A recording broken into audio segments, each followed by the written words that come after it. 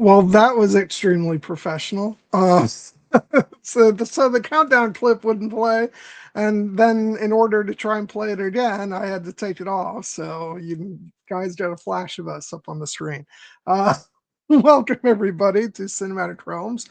I'm here with my co-host Jared, as always. How are you doing, Jared? I'm doing great. That's exactly why people come to these streams for the immaculate production value. But no, seriously, thank you all for being with us. Thank you for your understanding of us being off last week, which Yeah. I will take full responsibility for because Oh, I had rubbish. I know but by that I mean that we had announced a switch in our schedule between Mortal Kombat and Outlander. And then I quickly realized that given my plans for the weekend, which involved going to Seattle for the World Cup match between the United States and Australia, watching 7 episodes of a television show was not going to work out. And unfortunately, our planned guest, AK, was not able to do the new date for Mortal Kombat, so we took the week off. Personally, I have no regrets because the match that I got to go to in Seattle, the United States versus Australia, was one of the best experiences I've had in my life. It was an incredible atmosphere, 66,000 people, deafening roar of the stadium. The U.S. were dominant in their win. They won their group. They advanced to the knockout stage. I was deliriously happy. I got a little, I imbibed quite a bit, and I probably would not have been up for a 3 o'clock stream on a Sunday. So I'm glad that we recovered and we are now back to looking forward to the knockout stages of the World Cup, but also looking forward to getting back to Outlander when I actually had time to sit and enjoy the episodes. I'm once again reminded that for all our similarities, we have a major divide between us, and that is your love of the sports ball. And Which I am not alone in because there were 48 teams in the World Cup, and if you turn on any newscast, you will not only see deliriously happy fans of the United States, but also of Mexico and Canada, who are co-hosting with us, with Scotland, who took over Boston and Miami to great acclaim and beloved reception from the hosts, and Brazil, Argentina. The world. I don't mean this to be facetious. The World Cup is more than a sporting event. It is the world community coming together to celebrate the beautiful game, and it is, for me personally, one of the greatest events on a calendar that I look forward to every 4 years. So I respect you may not care about the results on the pitch, Gwen, but if you value the idea of the world and united as one, sharing something and becoming something more than an individual country or nations or flags, there is absolutely nothing better than the World Cup. So again, 0 regrets, but still, it is a competitive match. So go USA, beat Bosnia and Herzegovina on Wednesday, which I will probably be attending as well. well, we can agree to disagree, but I'm happy you're happy. So where's your patriotism, man? Or where's your sense of being a citizen of the world? patriotism, it's in short supply these days. Well, but that's the thing. This U.S. team is a multicultural wonder. People from all backgrounds, backgrounds and creeds, and seeing our country, which has been so divided, come together to support them has reminded me just how great the promise of our nation is. So I will not hear a single word against the sporting competition or my beloved Team USA, but also I've also just been probably not imbibing as many movies and TV shows as you have this past week because I can't get enough of the World Cup, and I blew off going to see movies this week so I could watch an Algeria versus Jordan match, and I have 0 regrets about that either. Well, I am not one bit crushed that I blew off sports in order to go see all the movies that I have seen the past couple weeks. Which I know, and maybe I should allow you the opportunity to expound upon that since I've been so effusive in my praise for the glory that is the World Cup. I have been busy the past couple weeks. Let me try and think of all the things that I've gone to see. I've gone to see Disclosure Day. I've seen Supergirl. I saw the movie that I've now seen twice called Girls Like Girls by the very talented Haley Kiyoko, which we are going to talk about on this Mm-hmm. channel because it instantly became not only one of my favorite films of the year, but one of my all-time favorite like coming of age movies and love stories. And I think it's an extraordinary film. So we will be talking about that in the future. And then I even went to go see The Mandalorian and Grogu again, but with a twist. I went to go see it and had my headphones in listening to the Jon Favreau commentary track that is Nice. available on theater ears. It was not the best quality sounding audio, so I was a little put off by that, but it was still fun to. And I felt kind of guilty, like strangely, I know they like want us to do that on one of our viewings, but like it felt really weird to be sitting in a movie theater watching a movie and not actually like glued into the movie itself, but rather the commentary for the film. It felt weird. I'm not gonna lie.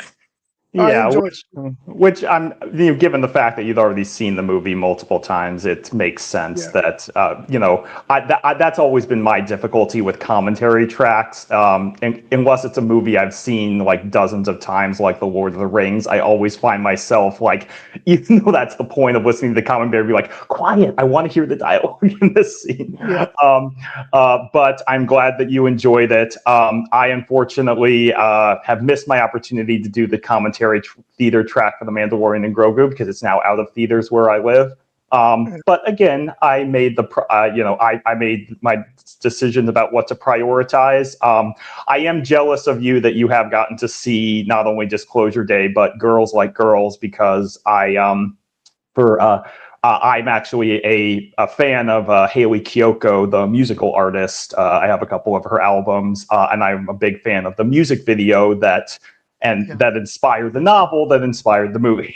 So I'm definitely looking forward to seeing that before it leaves theaters, and then talking about it with you on this channel at a later date. Yeah, and I already, of course, I did. I picked up the book, the movie tie-in edition of the book, because I can't wait to find time to read that.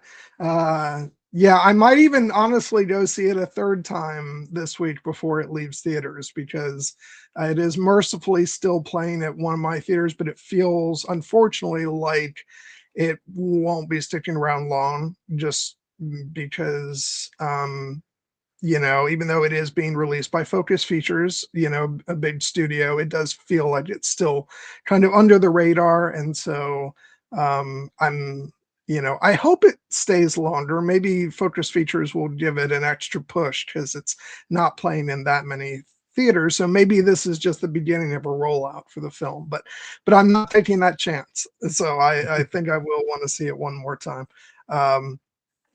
But yeah, if I had to like, and I've seen a couple other films that are bigger films, like Supergirl and Disclosure Day, but like if I could recommend to head out to see a movie, it would be Girls Like Girls.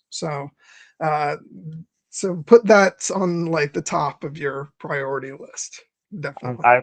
I will because, especially as you said, I unfortunately don't think it'll be in theaters for too much longer. But Yeah. then we will get our home video release and be able to enjoy it then. Yeah, exactly. And speaking of Mandalorian and Grogu, I did see that like on iTunes, it started to have like some details like, Dolby Vision, Dolby Atmos, which means that they're getting ready to announce the digital release date. And with that, the 4K Blu-ray can't be far behind. So I'm really excited about that.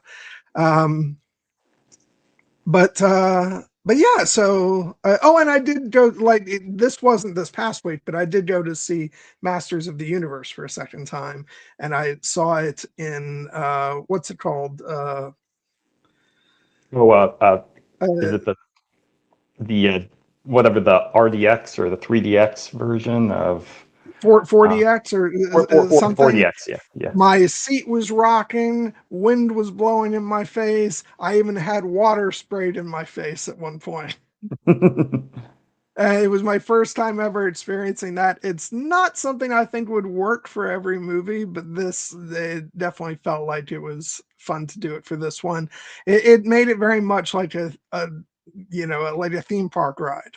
So so yeah, like I said, I don't know if I would want it for like every movie, but I think it was fun for this one. So yeah, so I've been busy kind of blowing a bit more money on movie theater trips than I have been for quite a while. And you know what? I don't feel guilty about it. I'm actually quite happy. So and then I did on the home video front, I got finally did get the Mortal Kombat 4K collection. Which of course I did. That at least relaxes me because initially we tried to move it back to last week, and that's why we didn't do last week, because that didn't work out. Because that you would have been able to do, but it's all for the best. Is it like my 4K release wouldn't have arrived in time for last weekend, and so we'll get to that at some point when we come back from our hiatus next month or the month after. But it'll be worth the wait. And usually when there's like a 4K remaster of something, I go on about the picture. But what what I'm just gonna rave about real quickly is the sound, because the movie has never really been done justice on home video with the sound. I remember even when it came out on video, I was like, this doesn't feel as big and pulse pounding as in the theater. And they knocked the sound out of the park for this release, because as soon as that opening logo comes up with the New Line logo, and then with the fire and all that, it was like, oh my god, I actually had to lower the volume. So I'm really excited about that. And then at long last, after a year of not being able to obtain a copy, I finally got this gorgeous steelbook edition for Kingdom of Heaven in 4K. Because they released it last year and it sold out super quick, and then they never replenished the stock. So I'm happy to finally have that. But okay, enough of bearing the lead. We've been talking a lot of catch up. We are now going to dive into the first 7 episodes of Outlander season 3, which I'm interested to get your thoughts, and also just talk about not only what happens, but the smattering of new characters that we've gotten now. And because this is it's interesting to me how much of a transitional part of the show this is. And we can talk a bit about that. And yeah, so just big picture, what was your reaction? Well, once again, I enjoyed the episodes very much, and in particular, there were a couple of performances and actors I really want to shout out once we get the chance. But I definitely think the operative word that is the one that you used, that this very much feels like a transitional set of episodes. Now, that doesn't mean that there aren't monumental things that happen. Indeed, probably one of the most monumental things that has ever happened on the show happens in this stretch of episodes when Claire makes the decision to return to the past to be with Jamie. But all the same, the last time we talked about Outlander, we talked about the back half of season 2, which we repeatedly said felt like the closing not only of a particular chapter in the story, what I had come to refer to as Outlander Classic, but very specifically, it felt like the ending of the first act of the entire larger story. And again, me not having seen the show before, you can speak to how true that is more than I can, perhaps. But nevertheless, I knew that when we came back to to this set of episodes, that it would be a little bit slower as the board kind of got reset and certain chess pieces moved around, not in the least of which because the two central leads, Jamie and Claire, were by design going to be apart for at least several episodes. But that does not mean that I did not immediately become invested in the new dynamic, because on the both stories, essentially the parallel stories of Jamie back in the past in Scotland in the aftermath of Culloden, and Claire's kind of modern day life spanning essentially 20 years in Boston, and the renewal of her relationship with Frank, and the growth of their daughter Brianna. I was immediately pulled in by essentially the tensions that erupted in both storylines, where I think about a quote from our beloved Lord of the Rings from Frodo Baggins, when he thinks about like the idea, how do you pick up the pieces of an old life? It's sooner or later it becomes clear there is no going back. And that is most definitely true for both Jamie and Claire. Jamie, for his part, he fully expected to die at Culloden, and very nearly dies not only at Culloden, but also in its aftermath multiple times. And you get the sense that in many respects, until he finds a new reason for purpose with the birth of his son, Willie, he is very much, in a sense, almost waiting for death to come for him, the death that he missed out on in Culloden. And Claire, for her part, is alive, is safe, but she is not happy because her relationship with her first love, Frank, has irrevocably changed. And as Claire, as Frank kind of challenges her in a harsh but ultimately very true moment, when it becomes clear that their relationship is fractured beyond repair, and Claire attempts to insist that, they can still, share Brianna in their lives. And Frank spits back at her, "Forgive me if I don't hinge everything on your promises. You have not been very good at keeping them." And I think that is one of the interesting things I found, is that as much as I love Claire as a heroine, I was very challenged by her in this first set of episodes, because, I do feel, I will own up to the fact, for a large portion of these first episodes, the character I was most invested in, and the character whose my sympathies lay with to the greatest ideal, was the character of Frank. You had talked about how Tobias Menzies really, is such a star of this show, and even though we only get the briefest of hints of Blackjack Randall, who meets his well-deserved end on Culloden Field at Jamie's hands, Tobias Menzies' performance as Frank in this stretch of episodes, I think, might be my favorite of his entire work on the show, because it was, hey Eric, thanks for stopping by.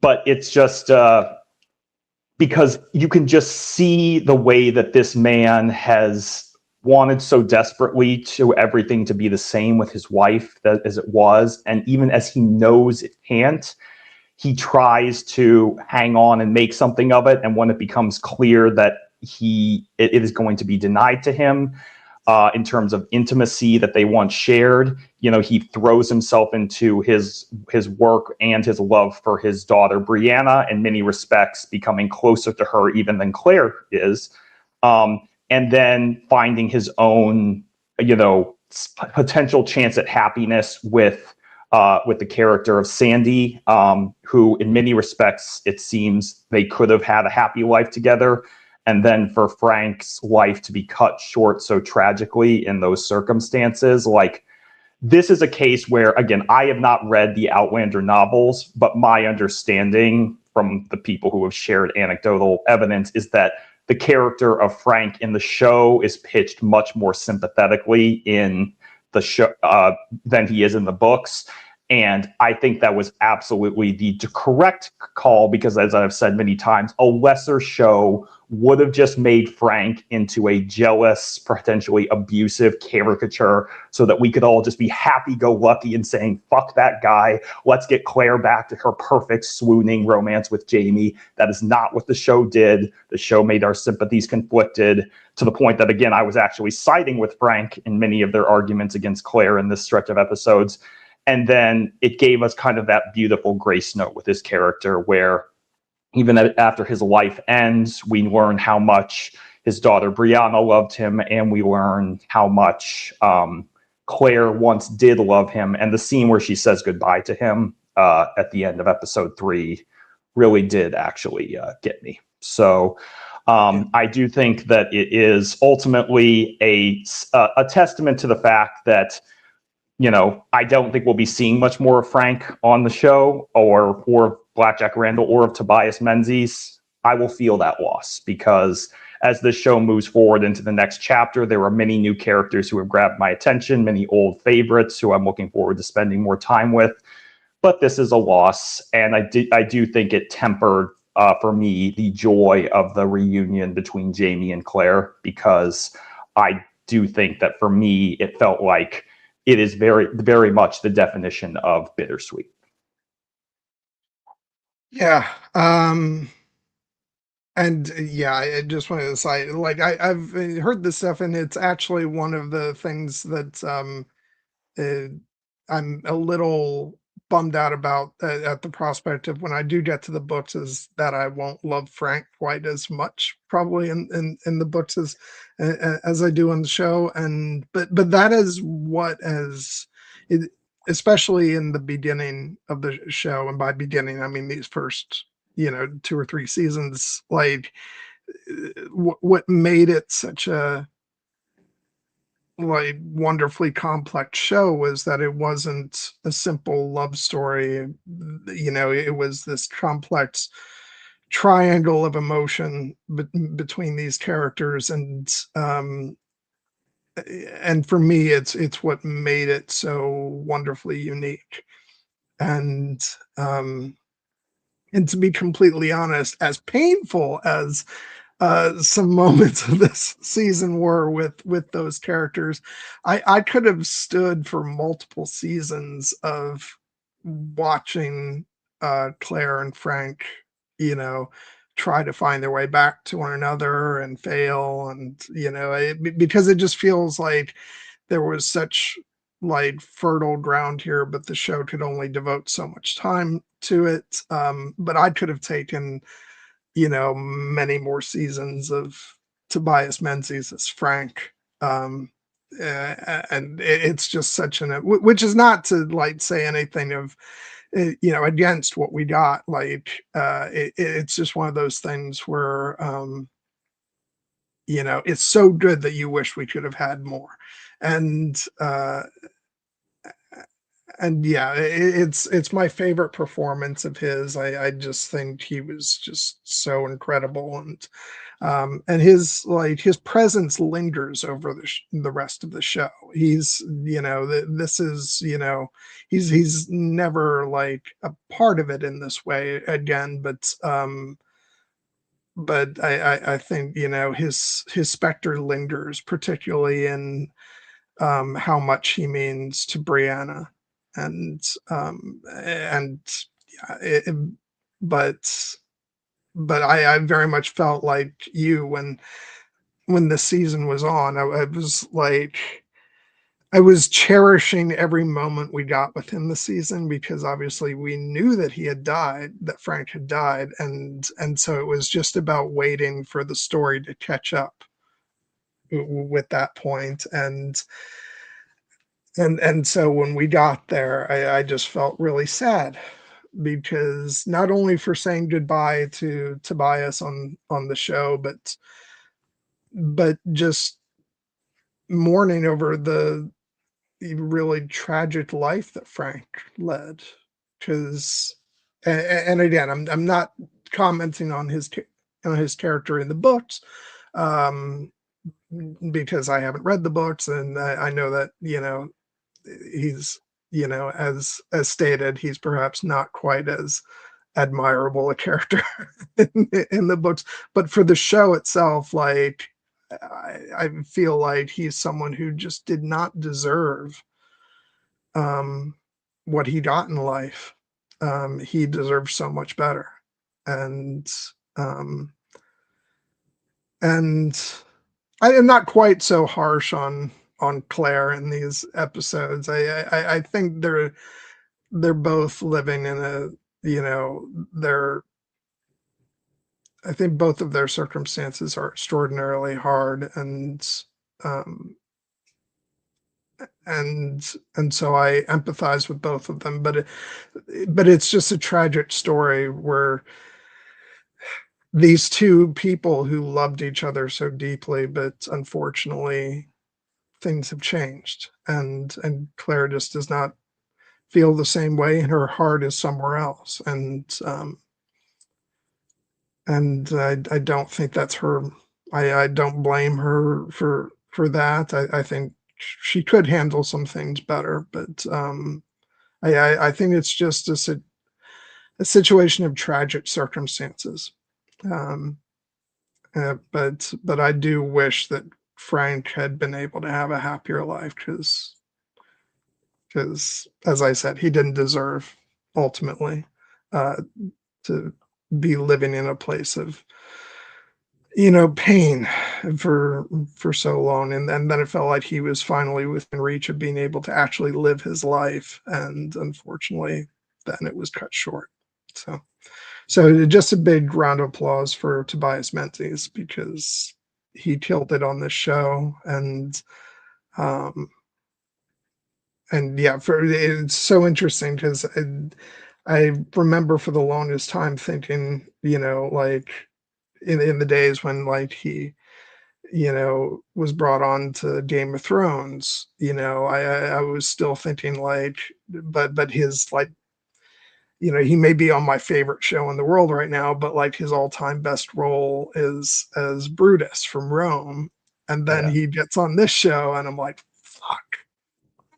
It just like, and yeah, I just loved him so much. And this season was like, if we said goodbye to a lot of what kind of made the show what it was in its early era, like I think we said goodbye to a lot of those characters last season, and it felt like this season was kind of a final farewell to some more of those elements. We say goodbye to Frank, Blackjack. You might not think that be the type of person you'd miss, but but he was the villain for the show for its first number of seasons.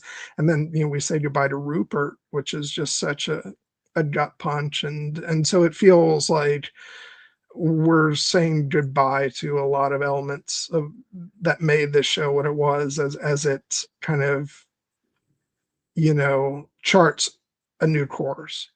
Mhm. And it just makes these opening the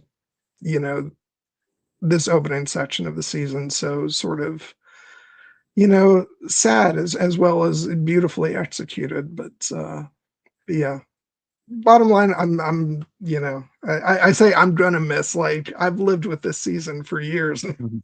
but like but even going back, I'm deeply gonna miss Frank, which Yeah. again is not to say that he entirely disappears from, like, you know from the show in all respects, but this is definitely, he's no longer part of the show in the way that he has been. Yeah, I think it's a reminder that even though this show is ultimately centered on Jamie and Claire and their love story, and that has to be the central focus, and our sympathies naturally lie with them because of the kind of the sweeping, epic time travel nature of their romance. It is a reminder that all lives are precious and everyone's life and in their story has meaning. And if this show were centered more on Frank's perspective, it would have been pitched in a very different way. And I'm appreciate that the show gave us that. Then we can move on to talking about Jamie and Claire. But I did want to just briefly, before we move on, and I'm sure we'll circle back to Frank in a bit. But I wanted to talk about one of my favorite scenes from this first stretch of episodes, which is actually the scene when Frank's lover Sandy confronts Claire at her at Frank's kind of tribute where they're endowing a position based on his name. And when, this is the type of scene that, again, in the hands of lesser writers in a lesser show, could have been so much of a caricature because Sandy could have just been the other woman, the kind of the harlot that Frank was sleeping with. And our sympathies could be entirely with Claire because, she is, rightly angry when Frank, for instance, brings her to their house during her medical school graduation. On purpose, it is implied. But Sandy, in that scene, when she confronts Claire, has the line that really stuck with me, which was when she's talking about the fact, from her perspective, of how poorly she thinks Claire has treated Frank. Like, why didn't you let him go? Why didn't you let him be happy with me? And she has the line, "You threw away 20 years with him. I would give everything for just one more day." And it tells us that there was a love story there that we saw only fragments of. And while we don't expect the audience to be as invested in that love story, I did actually see an interview with Katrina Balfe about that scene, and she defended its inclusion and its importance. And I just want to read the quote that she had when she says, quote, "People have a tendency to jump on teams and take sides with things, but life is always much more complicated than that. Generally, it's circumstances that cause people to act in a certain way. Yes, Frank was cheating, but that's because he was in a loveless marriage and a marriage that had no intimacy. That was Claire's choice. So rather than it being important for Claire to hear that, it was important for the story to tell how it had repercussions for everybody. It doesn't just affect Claire or Jamie. It affects the marriage. It affects Brianna's childhood. It affects this other woman's life. Living with secrets from the Claire and Frank perspective has repercussions beyond the couple. I think the reason that Claire stood there and listened to Sandy was because she recognized another woman in pain, and that on some level, her and Frank were both responsible for that. I think Claire is a big enough person to stand there and listen to it and to allow someone to have their voice. I also think it is a reminder to Claire that if you have the opportunity for happiness, you have to seize it." And well done to Katrina Balfe for having that perspective, because I think that not only fully gets the point of the scene, but also speaks very well of her character and her empathy as an actress, not only her own character, but for the character of Sandy and Frank as well. And at that final line of how it ultimately spurs her own development forward and getting her to ultimately, with Brianna's blessing, take her second chance with Jamie, I think is a message that ultimately means that we can have hope from this stretch of episodes that at other times, as I said, could be very bittersweet. Yeah, no, I love that scene. And and it's what I was talking about. Like, I think the beautiful thing about this show is that it made this story of this relationship between these multiple people, like, just not as like two-dimensional as it could have been and as it would have been in many other stories. And that for me is like what grabbed me from day one about this show. It's because, like, for the first half of, maybe not for the entire first half, but like but for a major portion of like the beginning of the show, I sat there and was rooting for Claire to get back to Frank. And um and like, that's an interesting way to start off a show that is going to be, substantially centered on the love story between Claire and Jamie. And so the fact that, I just love that it continued this to where even at this point in the show where you're wholly invested in Claire and Jamie and we're waiting for them to get back together, it's still showing the complicated messiness of these relationships and the fact that Frank wanted nothing so much as, you know, to resume his life with Claire, and so that we feel sympathy for him, and even some bitterness towards Claire because of, you know, the way she handles some things, which again, like, I don't say that as like to sort of judge her in a negative way, because again, I think that, you know, I completely understand like the situation and plight that she's in. I think it's just a testament to how well these characters are written, that it's not a simple, um, you know, Claire's the angel when she's going to get back to Jamie. It's showing the repercussions of what's happened, and the fact that she tries to resume a life with a man with whom she is not in love with anymore, and she does it, you know, and she does it for good reasons, but ultimately it still ends up hurting him, uh, hurting her, hurting her daughter, and hurting Sandy, you know, and uh, so yeah, I just think it's one of the master strokes of the show, which is why it's like, which is why it felt like losing a limb in a lot of ways when this chapter of the story closed, because I remember feeling like, but this is such a major part of what this show is. Um, you know, how do we move forward, you know, without that?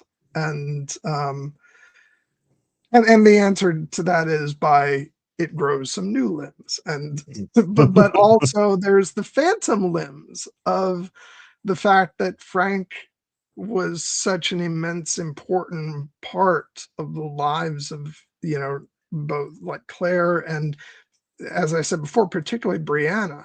Like, um you know, so like his specter is not going away from this story, and but still, like, it's interesting because we start off in the first episode of this season with losing Blackjack pretty quickly, which is shocking enough, but then we get like a slow uh mourning of Frank as these episodes press on, and I'm not sure which is worse because it's like we're happy to not lose Frank right away, but also it makes his loss even more painful because we know it's coming. It's just a question of when. But I want to ask, like, sort of speaking of the departure of Blackjack, like, how'd you feel in the opening minutes of this episode? It was almost like we checked back into season 2 because we Yeah. got to revisit, you know, like Jamie on the battlefield with, you know, characters like, you know, Bonnie Prince Charlie and the generals and Yeah. and stuff. How was that? I mean, I was very glad that we got to at least see some of the Battle of Culloden, and I think that the way that they chose to depict it as kind of the fragmented, you know, flashes and sense memories of Jamie kind of reliving the most memorable moments of that battle as he lies dying on it in its aftermath was kind of the right way for the show to essentially have its cake of showing us the battle and eating it too, in the sense of not having to do a full, like, you know, a full scale Game of Thrones style battle, like giving us giving us enough hints to show how brutal and devastating the loss at Culloden is for the Scottish Highlanders as we knew, but also to show that even though Jamie, in many respects, wins a personal victory in the sense that he finally gets to kill Blackjack Randall, who has made his life an absolute and total living hell.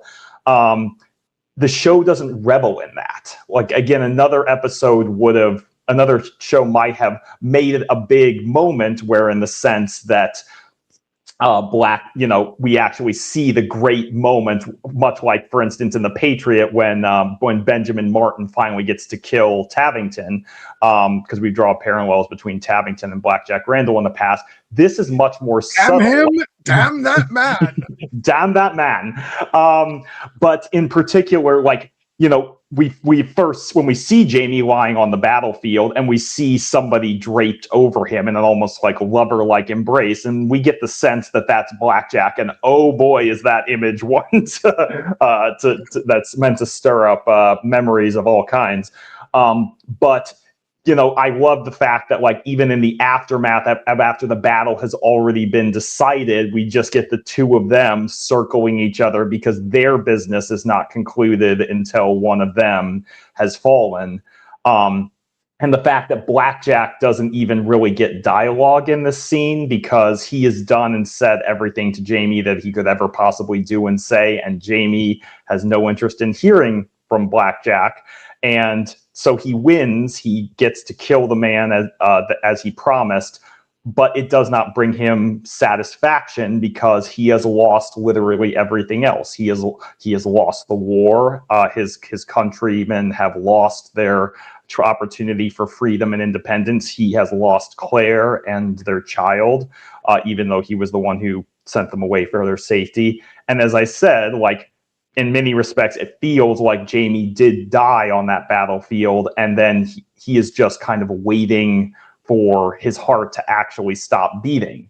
And for instance, it's a darkly humorous moment, but when he is in the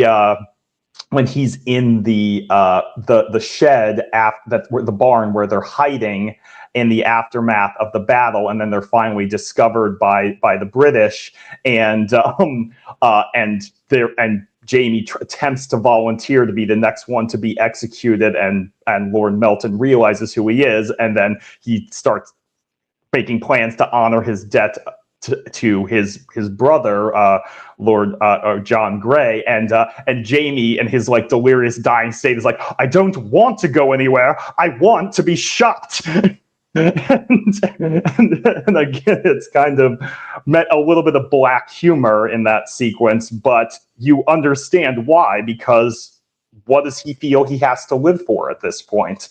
And of course, that is one of the great tragedies and mysteries of many pieces of fiction, is like, after you have lost everything, what do? Do you surrender to death and hopelessness, or do you find a way to carry on and eventually find new reason for living?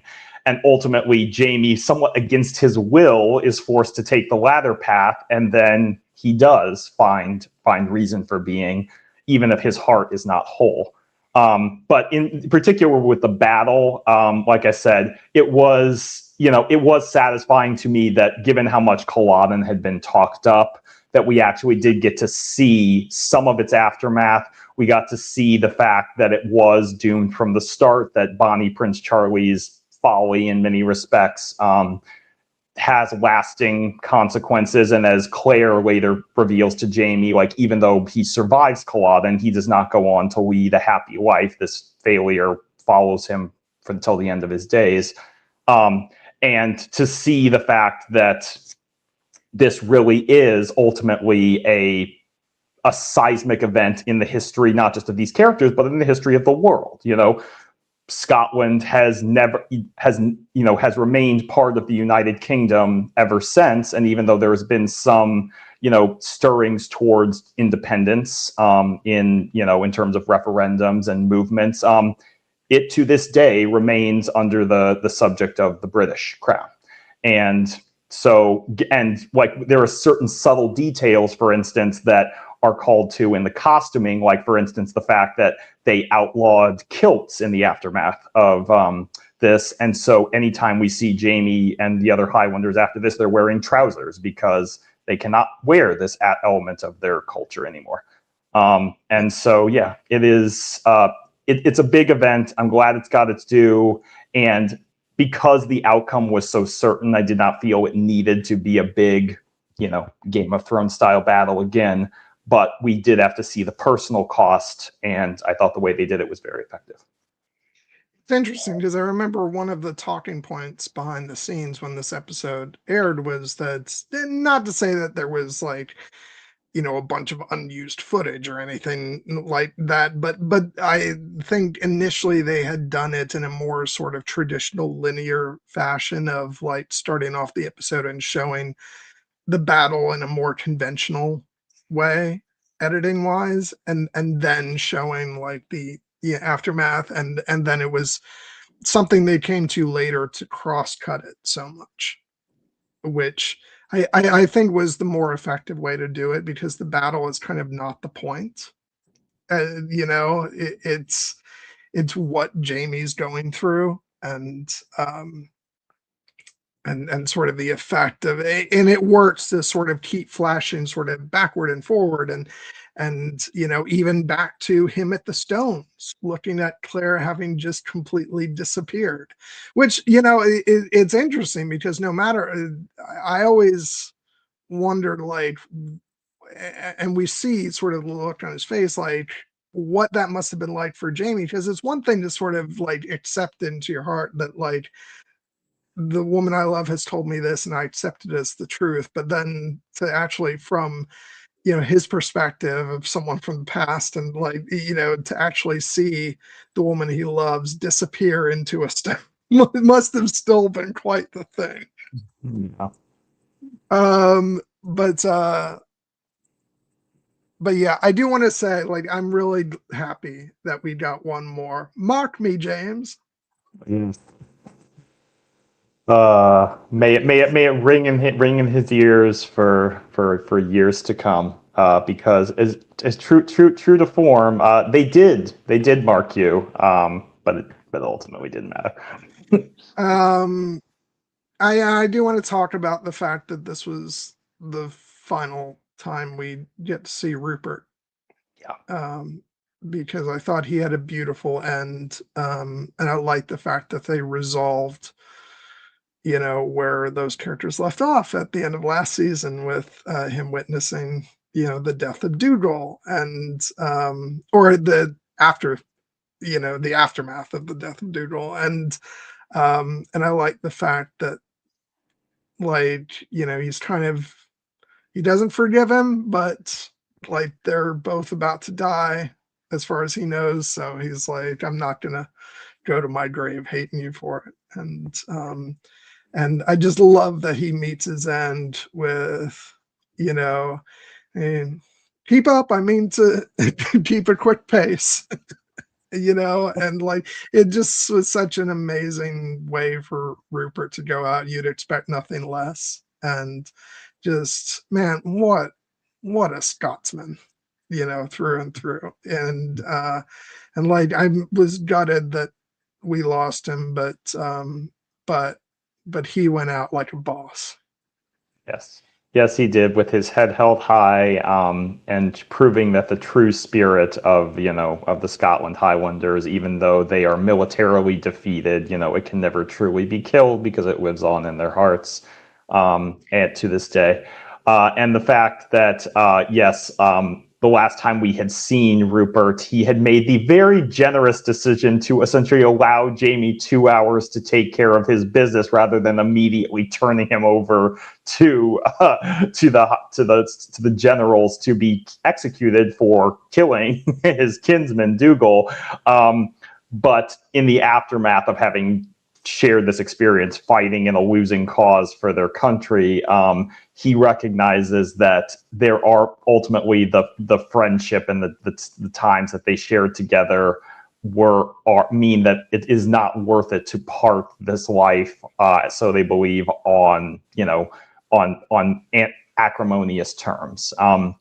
And so it was quite moving to see him caring for Jamie, and to look after and to essentially take command almost of the surviving Scots, and help ensure that they could meet their end in the most dignified way possible, even under such terrible circumstances. And yes, it was a fitting send off for the character of Rupert and the actor Grant O'Rourke, which again, he will be missed. much as a lot of the characters from the Scottish Highlanders that we loved in the first 2 seasons will be missed. But again, that speaks essentially to the transitional nature of these episodes and the fact that, as you said, I'm sure we will be getting new characters who we will form just as deep of attachments to. But yes, Rupert definitely felt like he earned his spot among the great and memorable characters of the show. And before we leave him, just another line I just wanted to call out when Lord Melton and the British officers walk in and like, would any of you like to feign innocence? And Rupert just looks at me and says, "No, sir, we're traitors all." Yeah. It's so great. We're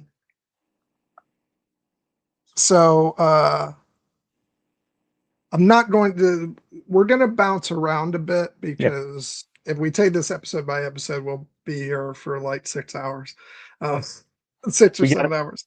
Yeah, we're not. We did that last time. We're not gonna. Yeah. But you mentioned about we're going to meet new characters, and we meet a pretty big one. And well, we don't meet him; we're reintroduced to him in these episodes. And I want to make sure that we definitely devote some time to talk to him, and that is Lord John Grey, who is mentioned in the first episode. We actually get to meet the adult version of John Grey when Jamie is in Ardsmuir prison. Mm-hmm. And I'm just trying to tell you, like, obviously having not read the books, I was not aware of like what a big deal this was. But when this episode dropped, like the fandom was going crazy because the fandom loves John Grey, and for good reason. He is such an interesting character, and yeah, just beautifully played by David Barry, and the relationship that he forms with Jamie, though it's a complicated relationship, as we see in the early goings on of episodes. What is it? Episode 3, I think. Yeah, and but it's just I'm not a huge spoiler because you can probably tell just by the way it's talking about. He's going to be sticking around for a while. He's not a one and done character, and it was just really great to see the beginnings of their friendship here, and just to show that he is a very honorable man, and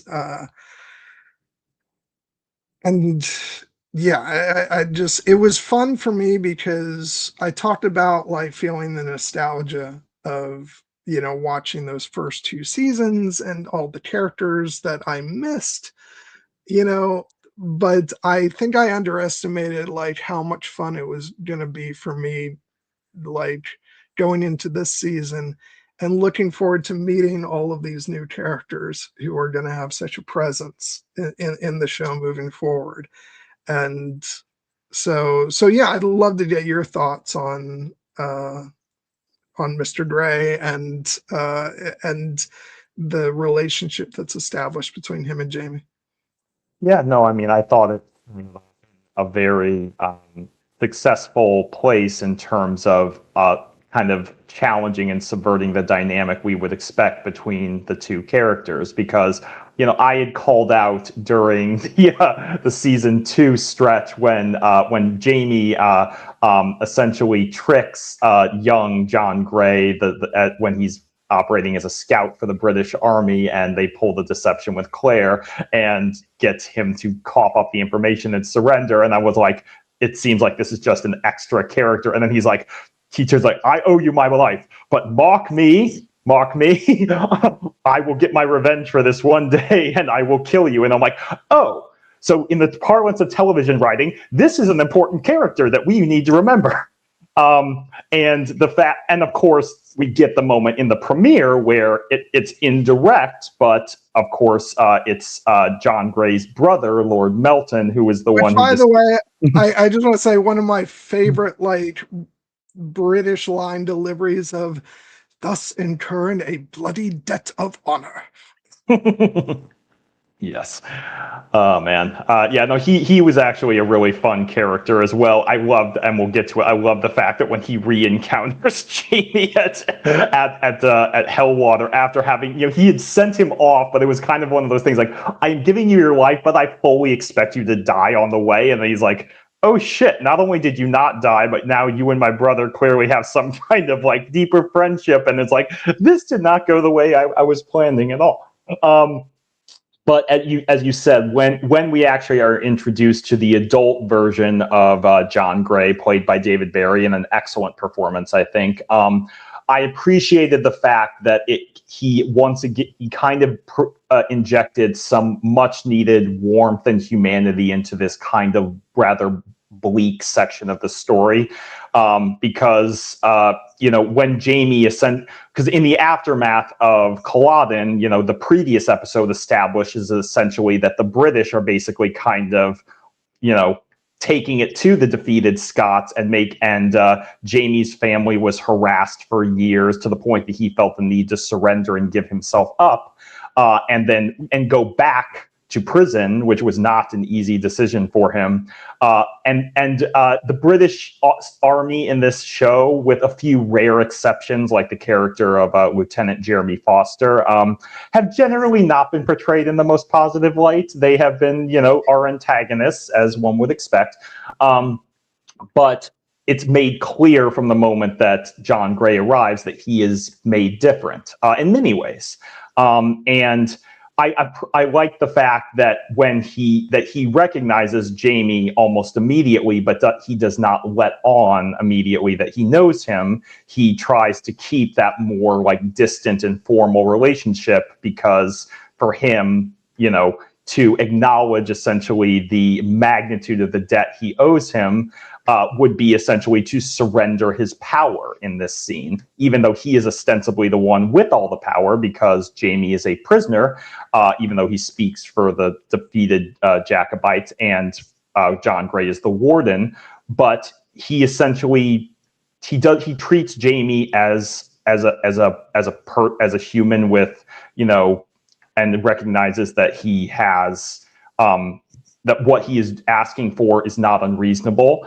And in many respects, it is that willingness to essentially extend basic humanity to Jamie that allows Jamie to start to develop the respect for him, even though it ultimately is Jamie, of course, does not trust him at first. And is kind of attempting to hide the information, for instance, that he gets from the dying Scotsman, played by a Game of Thrones alum, Murray MacArthur, one of several that we get in this stretch of episodes. But once they start to actually develop more of an understanding in the aftermath of that, and they actually really start to become friends, and then it's challenged by the fact that John Gray does essentially during a moment of true emotional connection, John Gray opens up about the fact that he is a closeted gay man who also lost his lover, it is implied, at the Battle of Culloden. And at that moment of intimacy where they're sharing their lost loves, and John Gray puts his hand on Jamie's, feeling that sense of connection and perhaps attraction. But of course, that is an incredibly loaded moment for Jamie because of everything he went through with Blackjack Randall. But then the moment at the end of episode 3, when Jamie, he thinks, refused the advances of yet another British, soldier, and then all of his other prisoners get shipped off to America, including Murtaugh. We'll get to Murtaugh. And he, I think, is expecting essentially to be punished for having turned down his advances, because that is what Blackjack Randall would do. And it reveals that John Gray is more than that. He is going to give Jamie, as best he can, a new lease on life. And so it really, as you said, feels like the beginning of a beautiful friendship when and there's scenes together in episode 4, and the fact that Jamie is so willing, it ultimately comes to trust John so much that he is willing to entrust him with the life of his son, is really speaks to how far these former enemies have come. Yeah, it's so interesting in the way that I think that, especially early on, John Gray is almost like the exact inverse of Blackjack Randall. And I think Jamie makes, understandably, like certain assumptions about that, um, you know, when John like puts his hand on him and but like as much of an like rotten to the core evil soul as Blackjack is, John Gray is quite literally the opposite of like the best possible soul in the world. Um, and but and he says and it's the way he delivers the line that like you don't like. There's not a doubt in your mind of his sincerity when he says, "I regret that particular moment of weakness." And then he says, "You gave me my life, now I give you yours." And Jamie says that debt was, you know, fulfilled by your brother. For the sake of our family name, I do this for the sake of mine. And it's just such a beautiful moment between them. Um,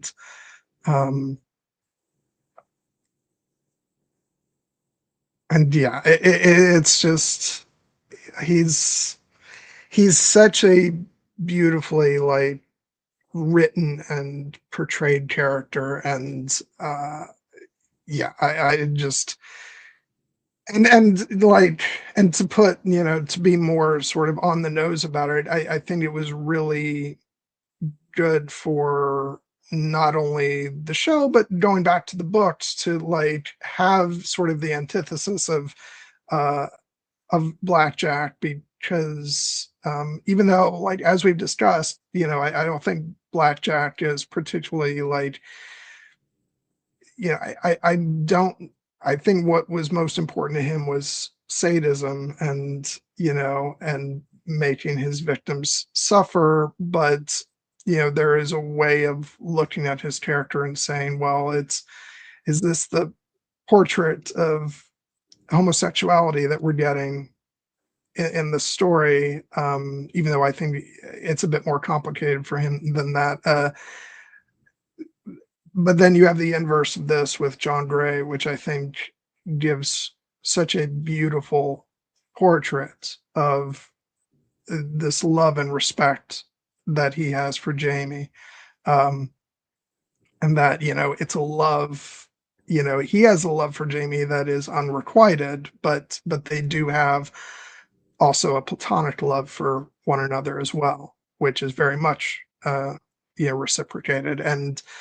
Um and so I just think it's such a I've always loved that, and their relationship is going to go so much further than that, but it's just a wonderful anecdote, or not anecdote, antidote to the horror that was Blackjack, and showing a really positive depiction of on multiple levels of a British soldier who has Jamie under his purview, and also as I said, as a sort of a portrayal of a gay man in this era, who has no hopes of like there's a line when he says, "I intend to be married," and Jamie says to a woman, and he says, "I don't believe there are that many other options for me." And it's it's a reminder that as much as we lament how much further we still have to go, things have vastly improved over the centuries, thank God. Um, and so he's someone who is going to have to unfortunately live always in the shadows to a certain degree. But I just really love that this story has such a beautiful portrayal of someone who who has that love for one of our central characters, and but also respects him, and uh and yeah, I just think it's such a beautiful relationship. It is one of my favorite relationships in the entire series. Yeah, and the fact that it, was born from such an unexpected place, and as it sounds like continues to evolve into new dynamics, is one of the things that a long-running show like this can do. And I apparently, like, after it became clear that John Gray was sticking around, I learned apparently there's an entire series of spin-off novellas based on it surrounding his character, which speaks to the fact that, as you said, it's an opportunity for the show to kind of explore this side of a character who is homosexual in these times. And I do you would mention the fact that Lord John Gray kind of has this unrequited love for Jamie. It's there's that moment in the scene when Jamie is trying to get John to agree to watch over his son Willie, and to the point that in a monumental act, given everything he suffered, he actually offers himself up, his body to John. And I appreciated the fact that, while still allowing us to recognize the significance of that moment, Lord John Gray not only turns him down in a very, elegant way of saying basically, like, I would never do that. I have too much respect and love for you, platonic love for you. But I also appreciate that with when Jamie's like, well, do you not want me anymore? He's like, oh my God, yes. I shall want you till the day I die. Yeah, I die. But as we said, he's not going to take it in this way, especially with essentially emotional blackmail. And using Jamie's son as a bargaining chip. And that speaks to just how far their relationship has evolved. And I also appreciated in that scene, as it's revealed that John will be marrying Lady Isabel, Isabel Dunsay, who is implied has known him all his life and loves him and probably knows about the truth about him. But and I appreciated John's quip of like, I did a few trials in London, and I'll be able to do my duty with a woman. We can make a go of it.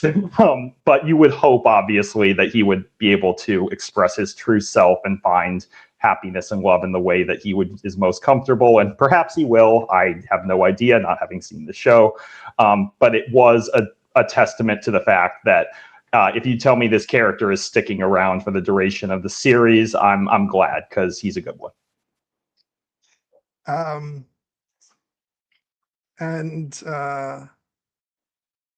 there's a number of other characters that I want to make sure we touch on. And when Jamie goes to Hellwater, and oh, hold on a second. There are, let me just say, there are way too many characters in the story for me to be looking at Wikipedia. When I talk about Jamie's relationship with Geneva, Yeah. which is I was struck by, like, she's obviously quite a bit more immature, but like, I was sort of struck by the resemblance between her and Claire, and I I'm think sure that was intentional. yeah. And so, um, there's some complicatedness to their coupling. Jamie does not, submit without certain threats being made, and so, uh, you know, but I also think that he's not unhappy to go ahead and perform his duty, so to speak, when it comes down to it. Um, but I really I love the way that she played the character because, like I said, she's playing someone who's obviously has some immaturity about her, but is about to be sentenced to, a, a life that she obviously does not want. And and so it's completely understandable that she doesn't want her first time to be with the old dude, as Mhm. I'll just refer to him. And so I'm actually it's funny because despite the fact that obviously we want Jamie and Claire to be, I kind of enjoyed the fun back and forth banter between them. Because I actually think that they had a lot of good chemistry. And it's been 20 years, it's 20 years over the course that Jamie, is more than, deserving of, having some flirtations and Mm. more. But yeah, it ends up being a point where he kind of blames himself because I think he's not at this point, he's still, I think, living in this state of he's living, but he's not really alive. And so I think, first of all, it would be a very precarious situation for him to entertain anything with this woman, which is a very quick way for him to be dead. Um, but also, I just don't think he's open to anything like that. And so, but it ends up so but I think the manner in which he kind of shuts her down when she says, "I'm, you know, I, you know, I'm in love with you," and yes, it is she's young, and and so obviously and she's not having the time to sort of fully think through entirely what that means, but I think she means it a bit more sincerely than maybe he gives her credit for. And I think he kind of then blames himself after she dies for that. But in his defense, he did kind of get forced into the situation too. So it's a complicated coupling, but out of it comes Willie, and that's something that will continue to also be complicated.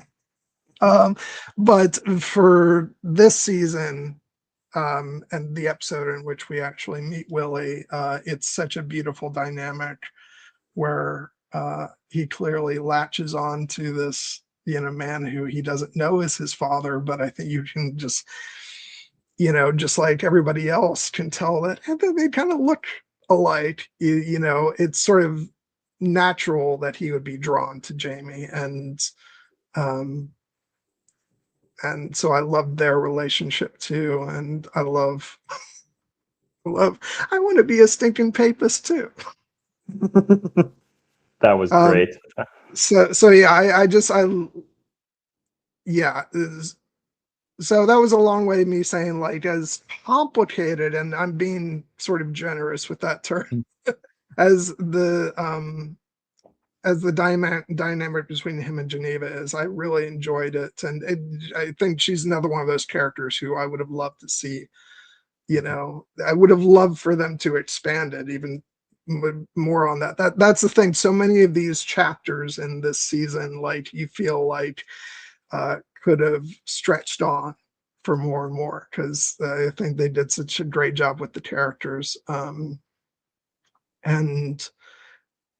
and then all the stuff with Willie just sort of broke my heart, especially as Jamie is riding away and he can't bear to turn around, to say goodbye, because I'm sure he thinks he might not leave if he does that. Yeah. just say that this episode, episode 4, which was entitled "Of Lost Things," was my favorite episode of these 7, and it was in Really? many it was in many respects because of the kind of the unexpected, pathos that we got during Jamie's time at Hellwater and his relationships with the characters of Geneva and Isabel and John Gray, and ultimately with his son Willie, and the lords and lady of the castle as well. I think that one of the reasons is because, as you said, this is really kind of a moment where the show again shows its empathy and its understanding of the complexity of human relationships, and in a way that a lesser show might not have, like in the sense, and in particular, in divorcing the idea of sex and sexual intimacy and what it means, the physical act of it means, from the idea of love and what that means. And obviously the two are intimately related, but in many respects, sex in these times does not, and it's also a bargaining chip and a symbol of power and status. And we get all of that in this episode. And I appreciated, for instance, that back in episode 2, we get the implication that Jamie, rightly mourning the loss of his wife, Claire, has just refused to be intimate with any woman ever. And then that seal kind of gets broken with the beautiful scene he has with the character of Mary McRae in the cave, Jamie had saved her and her son from their abusive husband, and Jenny, his sister, is basically saying, she's there, she's beautiful, she's widowed, she can still give you kids, why not take it up with her? And Jamie's not ready for that, but Mary understands that and kind of gives him that moment of intimacy that they both need, knowing that it's not going to become the next chapter in their love story, but it's still a beautiful scene. And I think it kind of opens Jamie to the possibility of that he doesn't need to be a monk for the rest of his life, so he thinks. And obviously, as you said, his relationship with Geneva is definitely complicated by not only by their difference in social station, but also the gender dynamics. It goes without saying that, if this were a high class man forcing a lower status woman to have this relationship, it would be pitched very differently. And the show can get away with this, much like it did with the sexual assault scenes with Blackjack Randall and Jamie in season 1, because of the inversion of the gender dynamics. But that doesn't mean that it's not, in many respects, sexual coercion. But that again, the show could have pitched it very differently, of Geneva's just this spoiled rich girl who thinks she can take what she wants, and Jamie has to do what she wants, because if not, he'll be killed or returned to prison. But the show gives Geneva more humanity than that. It makes it clear that she is about to be sold against her will to this man that she does not love, who is much older than her. And this is essentially her attempt to reassert her power, not necessarily over Jamie, but through Jamie, by saying, I'm not going to allow this man I'm being married off to against my will to take my maidenhead. I'm going to find a way to do that myself. And look, here's this handsome Scottish Highlander who I have the opportunity to have this with. And Jamie, understandably, is not about it, but the fact that he does ultimately, when he decides to commit to the act, does so with kindness and understanding for the position that Geneva is in, and the fact that he doesn't, he actually gives her an experience much like Claire did for him, where, because Geneva has never been with a man, she has no idea what to do. She's frightened, even though she's the one who's initiated this. And Jamie is kind to her and, very, gentle with her, and, in many respects, loving towards her in his, ministrations, even though ultimately, as he later confirms to Claire, he is not in love with her. But it is completely understandable that in that moment, her not understanding having much experience, that she would feel that sense of love for him. it just is the sense of, as I think Jamie and Claire kind of revisit when they reunite, what they have is rare and special. And as Jamie tells Geneva, it's not just love, my lady, it's just the feelings I've roused in your body. It's strong, but it's not the same thing as love. And when she asks what's the difference, he says, this, what you feel for me now, you could have with any other man. It's not particular. Love is when you give your heart and soul to another and they give theirs in return. And it is understandable that Geneva doesn't fully absorb that lesson, but it is important for us that Jamie understands it and that the audience makes it clear that this is not an act of him, betraying Claire's memory or anything like that. This is him attempting to live and to go forward. And ultimately, what comes of this union, however brief it is the reason that Jamie essentially survives until the time when Claire can reunite with him, because the look on his face when he gets to hold his son Willie for the first time after Ransom is threatening to kill him on the revelation that he is a bastard, not born of his union with Geneva, and that the fact that Jamie kills him in front of everyone and then picks up his son and then probably fully expects to be parted off to prison for having killed a high member of British nobility. But the fact that the family understands and accepts him and even kind of shields him from the consequences of this and gives him these wonderful few years with Willie that he takes as a gift until it becomes clear that the reason he leaves is not because he is afraid of what might happen to him once if his true relationship to Willie is discovered. It's implied what it would mean for Willie, and he is attempting to do what is best for his son in a true act of selfless love, even though it's heartbreaking when we see how much love that Willie has for Mac, who he does not know is his father, but in many respects, the bond between him and Jamie is a true father-son bond. And all the essentially the emotional ties that come with it. And I have no idea what role Willie will go on to play in the story, but I do think it's very important, the fact that as much as Claire had Brianna, hey AKX, thanks for joining us, during her 20 years apart from Jamie, the fact that Jamie has Willie, is in many respects what saves him and means that he is still recognizable as the man that she once knew. Yes. And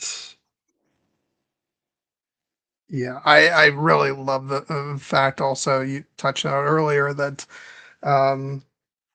that John Gray will now operate as Willie's father, which I just think is such a beautiful thing, which even more ties him and Jamie together, and yeah, who knows? That might play a role in future seasons. Who knows? Who knows? But yeah, sorry, go ahead. No, I was just going to say, it sounds like AKX views in the chat is actually AK.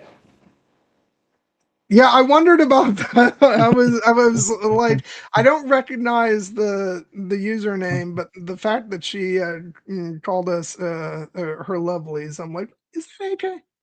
Yeah, I didn't want to assume, but great to see you, AK. Yeah. But yeah, jumping over to Claire again, I want to talk a bit about her going to medical school and becoming a doctor, which I love the fact that she pretty much decides to do that as like a fuck you to the professor who's trying to, you know, talk down to her as a woman, and I just love the fact that you can sort of see in her face. I think Katrina Balfe even said that at the time. She was like, and that is the moment when Claire decided to go to medical school. Yeah, which good on her, because that character, I don't even know his name, but I was like, in that one scene with Claire, I'm like, I think I hate this guy almost as much as I hate Blackjack. She's just that much of a condescending prick who is so obviously wrong about everything. Yeah, I mean, Jesus. And oh, hold on. I told you before, like there are like I've got the characters broken down by like the by which book they're introduced in, and it's just way too many. Uh Yeah. let me hold on. This might be better. Maybe if I can instead look at look at episode summaries. Maybe that'll help. I don't think it's going to. Um, hold on a sec. Sorry, everybody. This is the problem with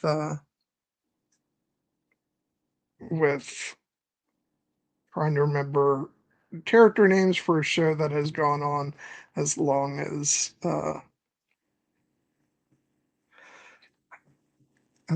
this show has. Okay, here we go. All right. That's a word. The reason why I was looking desperately wanted to make sure that I got his name. I loved Will Johnson as Joe Abernathy, who is Oh yeah. the student who goes to middle school same time as Claire, and as a black man is facing the same not the same kind, but very much on a similar kind of prejudice, and sort of obstacles in actually becoming a doctor. And I love that they continue to work together, and that they become such close friends. I don't think he's in any more of the show. I could be wrong. But I feel like this, just by virtue of the fact that Claire has now gone back to the past. But I just thought he played the role so well, and I love the chemistry between them. And I love when she goes to say, "Am I still attractive?" And which, by the way, is a whole funny thing about these actors clearly not looking that much different. But it's like, you're a skinny white chick with a great ass. With too much hair and with a great ass. Yeah, that and the fact that like they have become so friendly and familiar with one another. The fact that let's not gloss over the fact that a black man in 1960s America felt like he could say that to a white woman and have absolutely no fear that she would take offense to it. I mean, she asked his honest opinion, and he gives it. Is great. I am very bummed to hear that Dr. Joe Abernathy is not going to be in much more, if any more, of the show, because I loved that character. He was a real ray of light in these episodes. And the actor Will Johnson, I shall note, not a Game of Thrones alum, but a House of the Dragon alum, because he played Vaemond Valarian in season 1. Oh my god! Yeah, I didn't recognize him without the without the white dreadlocks. So yeah, I didn't. To be fair, I didn't clock it. I saw his face. I'm like, I know that guy from somewhere. I went to IMDb. I'm like, of course, it's Vaemond Valarian. But yes, he was very different. That makes me so happy. Which, oh my god, adds so much hilarity to the fact that they have a conversation about a victim who is decapitated, and he's not. I guess he's technically decapitated, though it's more at the. Yeah, well, he doesn't get decapitated at the neck. Vaemond gets decapitated like midway through his head. So, but still, kind of symmetry. Symmetry. Yeah. Well, that scene, that's another scene where I'm just like, they're showing us this for a reason, but I have no idea what that reason is. Oh no, never mentioned again. Yeah, no. I mean, like, the fact that Claire's going back to the past, like, I'm sure she's not going to encounter this character. But I do think that Dr. Joe Abernathy. There are a couple moments in this season, which give hints as to where the show may be going in the not too distant future, and this is one of them. So Yeah. Which again, I no spoilers from me. Again, it's one of those moments where you watch enough television, you can clock that like this isn't just a funny aside. They're telling us mark this moment. yeah, But anyway, Dr. Joe Abernathy, like he, as you said, really becomes kind of an anchor for Claire. Like she really needs a true friend in these times because she is the only woman in her med school class. She obviously faced the show doesn't, they don't really delve in as much into like what she actually goes through in medical school outside of that initial classroom scene. But we can guess that she probably had to prove that she was that much better than everybody else just to get the modicum of respect that she deserved. And Joe Abernathy as well, and it forges a real bond between them to the point that it's telling that the fact it's Joe who gives Claire the news about Frank's death, and it's Joe who is the one who, when Claire kind of is struggling to open up about her conflicted feelings about the possibility of going back in time to reunite with Jamie, Joe, not even understanding the full context, is the one who essentially gives her the talking, the encouragement that she would want from a friend. Like essentially, if you have a second chance at love, you should take it. We're not blind. Everyone could see that you and Frank were having problems, but don't you feel like you owe this to yourself after everything you've been through? And as you said, like that moment when Claire essentially says goodbye to Joe, and he thinks that it's just like, okay, it's bye for now, but for her, it probably means goodbye forever, my friend. That was emotional. I hope, but as it's made clear, when she tells Brianna, give this my resignation letter to Joe, he will understand. He will. I believe he will.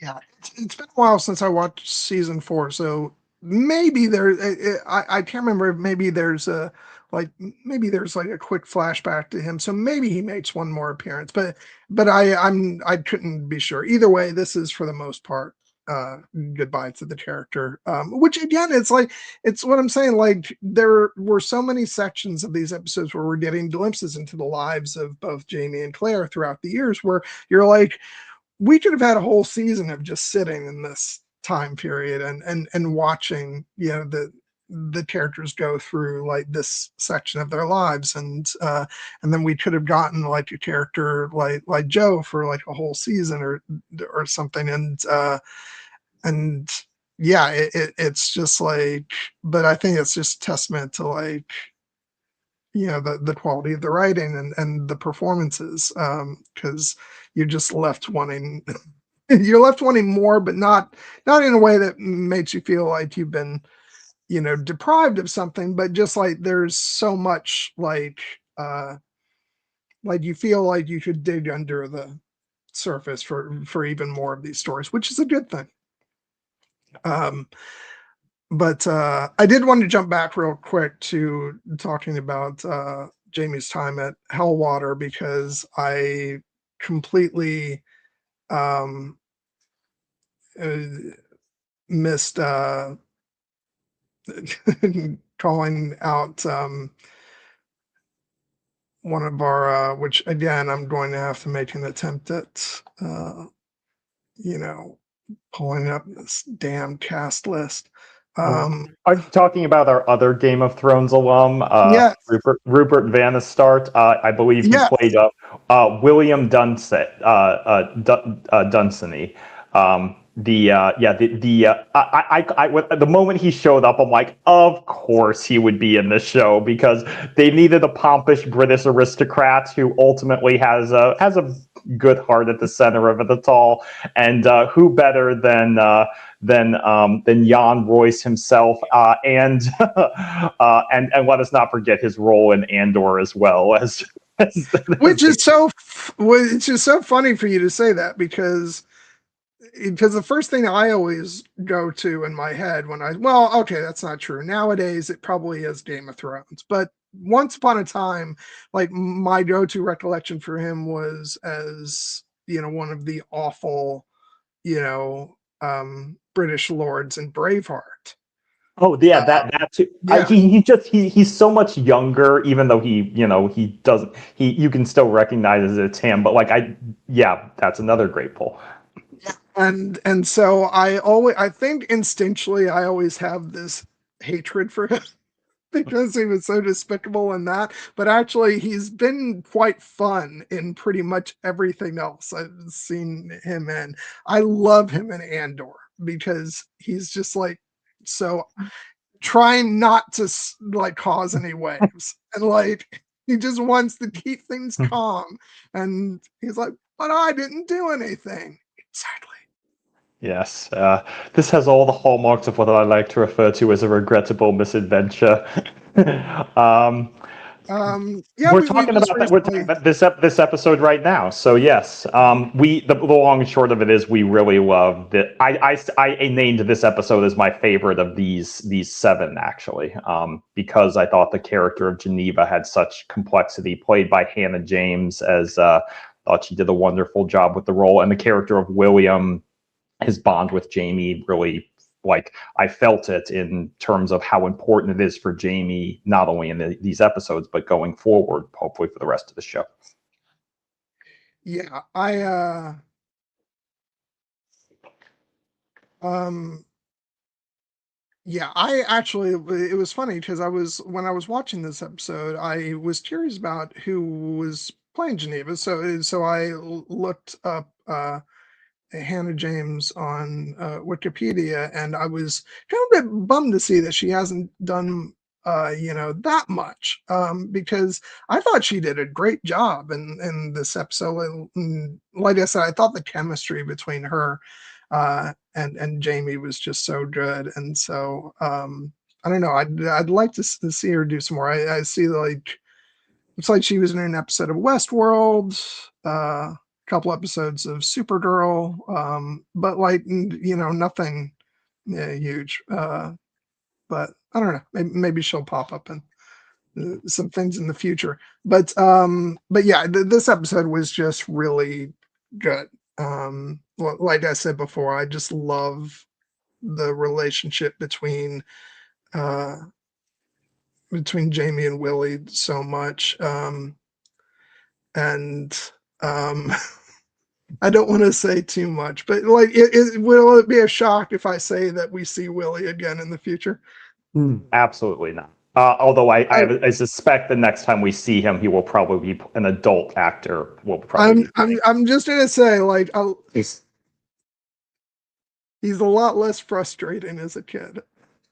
Well, I mean, that makes sense because he is going to be raised by a British officer. I expect he will probably, even as much affection as he had for Mac, I expect by the time he's an adult, his affection for the Scots will have been wrung out of him to a certain degree.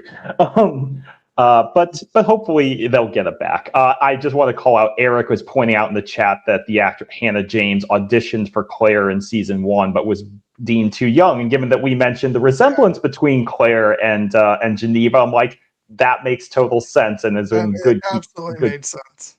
Yeah. Yeah. But no, I just loved the way she was set up as like that none of the servants wanted to be the one to ride out with her, which really is just kind of a sign of probably a strong woman of the era. Yeah. It's like, come on, guys, get over yourselves. Yeah. Oh yeah, and we have talked much about Lord John, and I probably like I veered into not into details, but I've probably been a bit more spoilerish than I typically am in terms of like how much of a part of the show he's going to be moving forward, because I just couldn't help but gush about him. And so I apologize if you wanted that to be a bit more of a surprise, Jared, but like he's such an amazing character. It wasn't a surprise for me because even though I'm avoiding spoilers, like I have like skimmed the beginning of the Outlander Wikipedia page for like actors' names, and I did see that John Gray is basically through all 8 seasons, so it tracks. But I have no context whatsoever for how he's a part of the show. I just know that the actor will be. Yeah, he's so good. Which is why, like, and even though I haven't read them, but like I would love for them to tackle like some of those Lord John stories, uh, and for television. Like obviously they've been expanding the Outlander world for television by doing Blood of My Blood. I say, like, if there's more Lord John stories to be told, give them to us. I don't know. Maybe he's supposed to be young. Like I said, I haven't read them, so I don't know the context. If like maybe some of them are when he's younger, or if like, or if they're side stories that could be told. But I say give us as much as you can. So, but No, I would love to see like him, kind of get his own more moments to shine. And I also, again, just to shout out another actor from this episode that I really enjoyed. I thought Tanya Reynolds, who played Lady Isabel, was also a very warm yeah, and reassuring presence. Again, with her love for John, despite her understanding, I believe, of his true nature, and the fact that. She has that very human moment when after Geneva dies in the aftermath of childbirth, and she lashes out even after being very friendly and warm to Jamie in the beginning, but then lashing out because, as she said, she needs someone to blame, but then forgiving him and or asking his forgiveness and parting on good terms with him, and then agreeing essentially to become the surrogate mother for his son. I thought that like that character, I hope we also see more of her. I also really loved. Mm, sorry, again, I'm gonna have to go back to looking up these damn character lists. Um, the see, what would she have been, Lady Dunsany, or Yeah. uh yeah, the Viscountess, apparently. I'm based on what I'm looking up right now. Yeah, I really like the way that she was that she was portrayed, and by the actress in the scene with Jamie. Well, I think it's kind of played kind of ambiguous in terms of exactly how much she knows about William's parentage. Um, I suspect she probably knows more than she's letting on, but I thought that scene between them was really good because she's being really generous towards Jamie in that moment. Not only as like her and her husband, been willing to like allow him to leave. Like they could have, just based off of everything that had happened, and depending on how much she does or doesn't know, could just say, "No, you need to get out of here now." Uh, Yeah. the fact that then she's like, "Okay, you can stay on and just let us know when you would like to take your leave." Like I thought, again, it's like was a really much more of a three-dimensional portrayal of a character than I think we could have otherwise gotten. And I really, especially as like the information we got on her earlier was the fact uh that she would hate to know that he was a Jacobite, and like we've got to keep this information from her, and that she would have sent him on his way, and to then get that scene between them, I thought it was really well written, and I liked it quite a bit.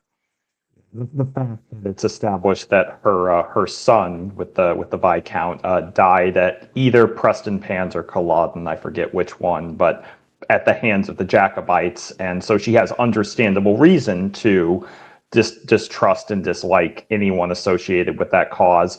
But again, and this is kind of the nature of stories of reconciliation in the aftermath of the war, the fact that they recognize each other's common humanity, and she recognizes that this man was once our enemy, the enemy of he fought against my son, but he was fighting for his beliefs as my son was, and now he has done this great act for us to save her grandchild.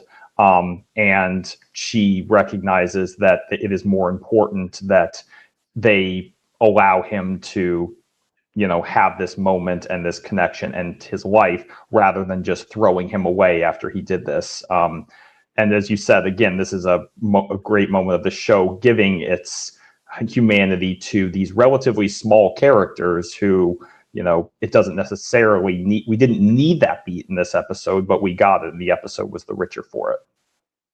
Yeah. Okay, let's talk about Brianna and Roger. AKA the happy love story in these episodes. Be patient.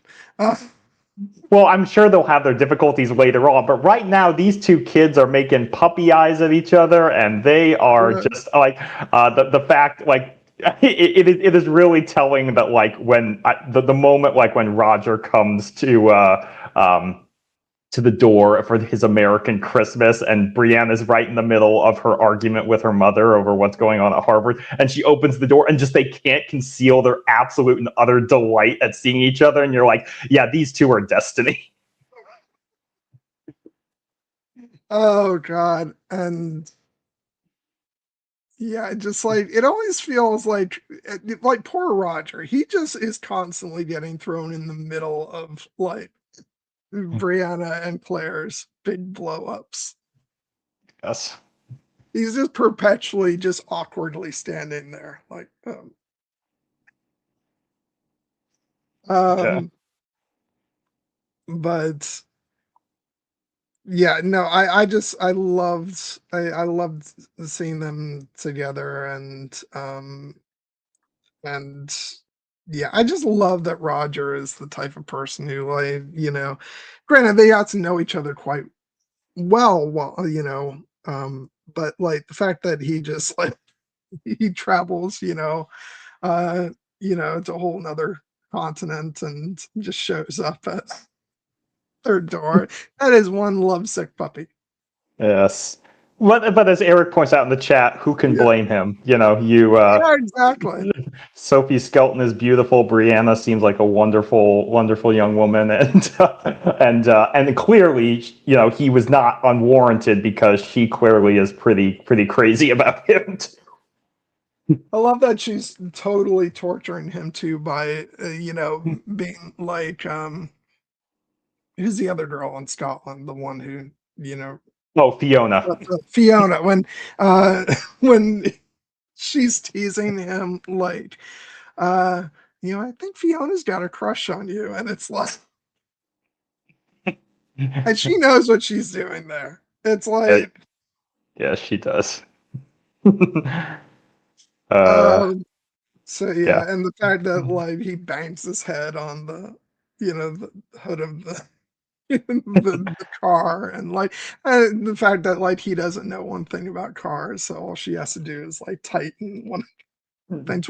Which in his defense, that would be me, because I know absolutely nothing about cars. Like if my car broke down on the side of the road, I would be screwed.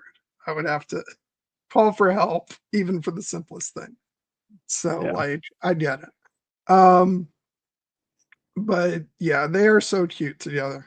And and so I love seeing them. And then like, and then once Claire leaves and like curl up on the couch, Brianna with her little, Santa hat, and them, reading A Christmas Carol,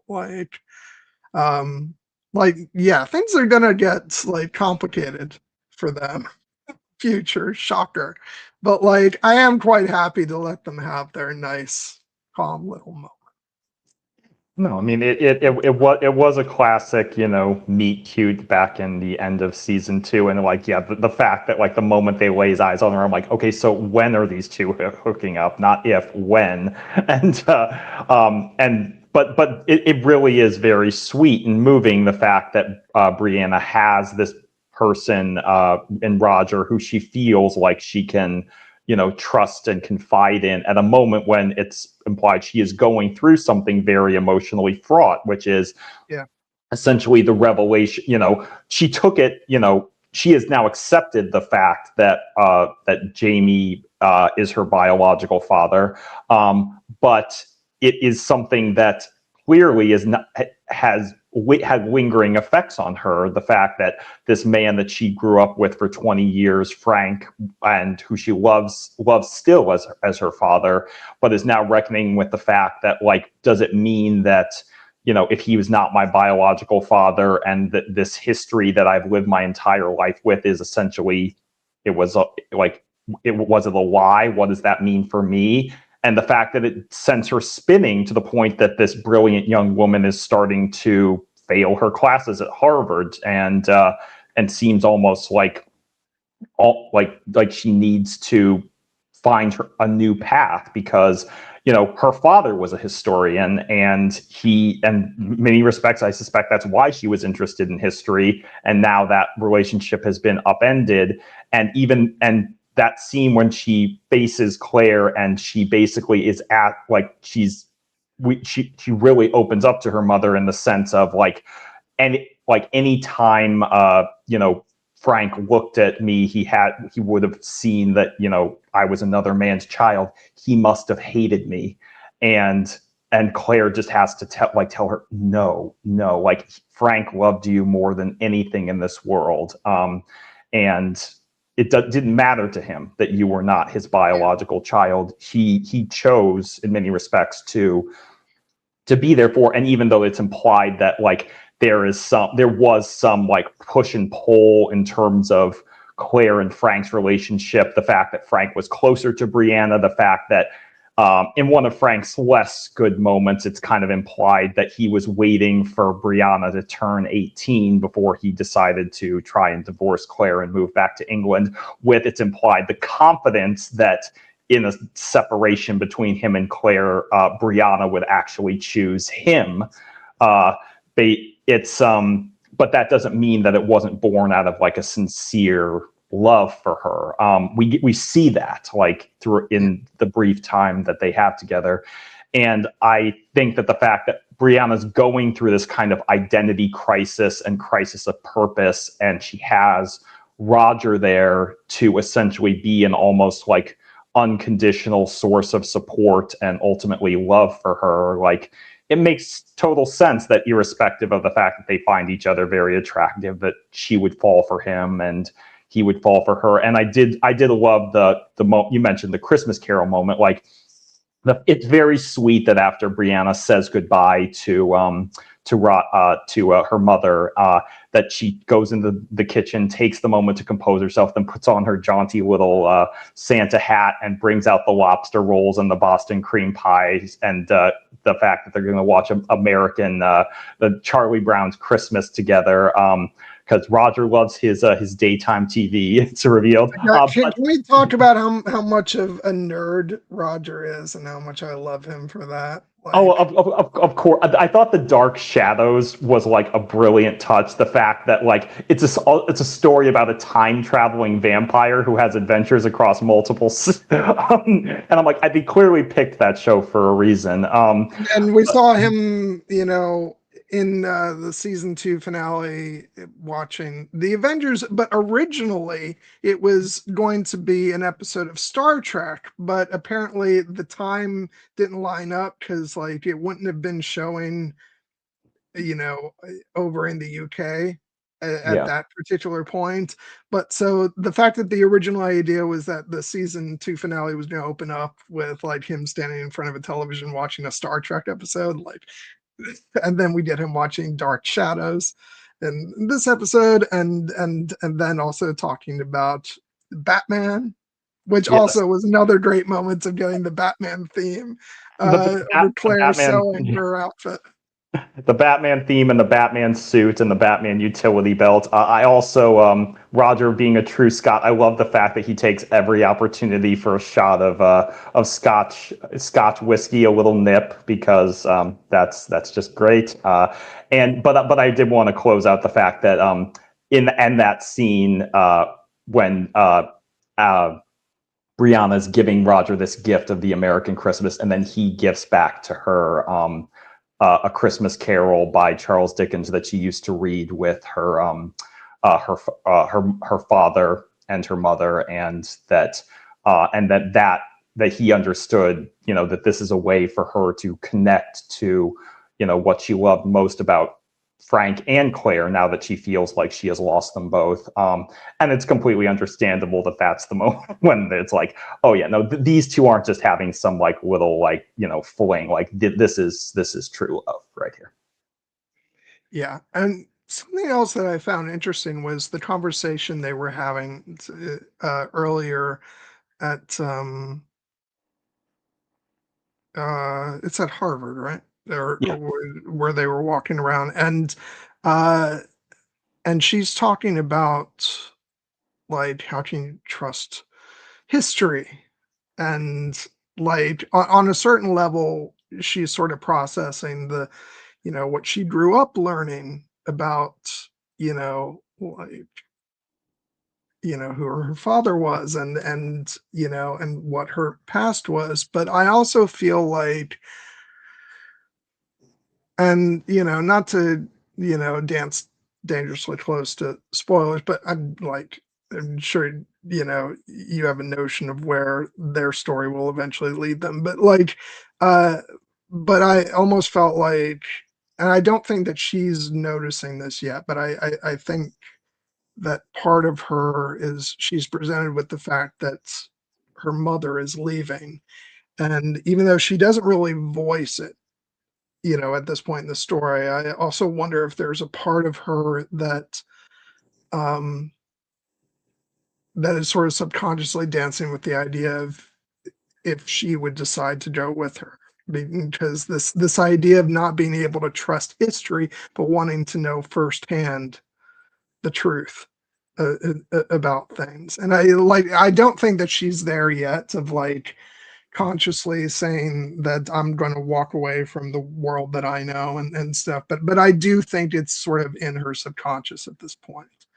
And and so we'll start to, I think, I say I think, like I haven't seen the episodes, but like she'll start contending with that as you know as things carry forward. So I just wondered if that was something you picked up on, or if you had a different read on it. Or... No, I mean, I had mentioned the fact that Brianna was really kind of struggling with the fact that her history, as she understood it, had been based on what she sees, not even necessarily as a lie, but like it wasn't the truth that she knew, and now it has kind of unmoored her, and she's trying to figure out what things are true for her, and ultimately Roger kind of helps ground her in the fact that like what is true for her is the love that her father Frank had for her, the love that her mother Claire has for her. And that moment when she talks to Claire and she says, "I've been trying to figure out if I'm more Fraser or Randall, and I realized I'm more you than I am either of my fathers. And if I can turn out to be half the woman that you are, that I'll be fine."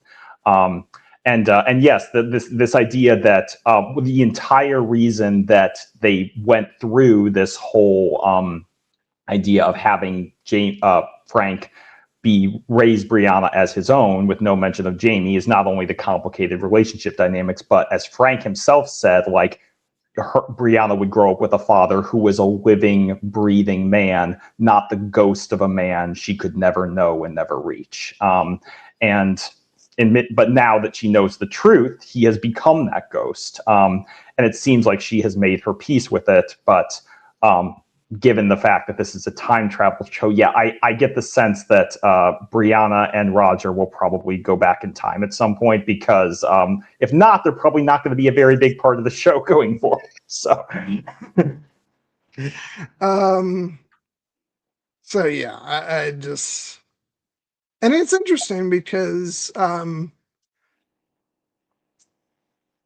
the nature of the story of the season, we get them for 2 episodes, here, but it feels like, because they're such huge characters, it feels like they're a much bigger part of the season. But I did get kind of a thrill again. Even I say this, even though like I've seen the whole show before, but like, but even rewatching the episodes, I got a thrill when we caught up with like where we left off at the end of season 2, and all of a sudden Brianna, I mean, we get Brianna like in earlier episodes, when she's younger, but like to catch up with like Brianna, Roger, and Claire, like on the hunt for Jamie through through the documents and stuff like that, was like, oh, cool, we finally caught up with this part of the story, and so that was thrilling.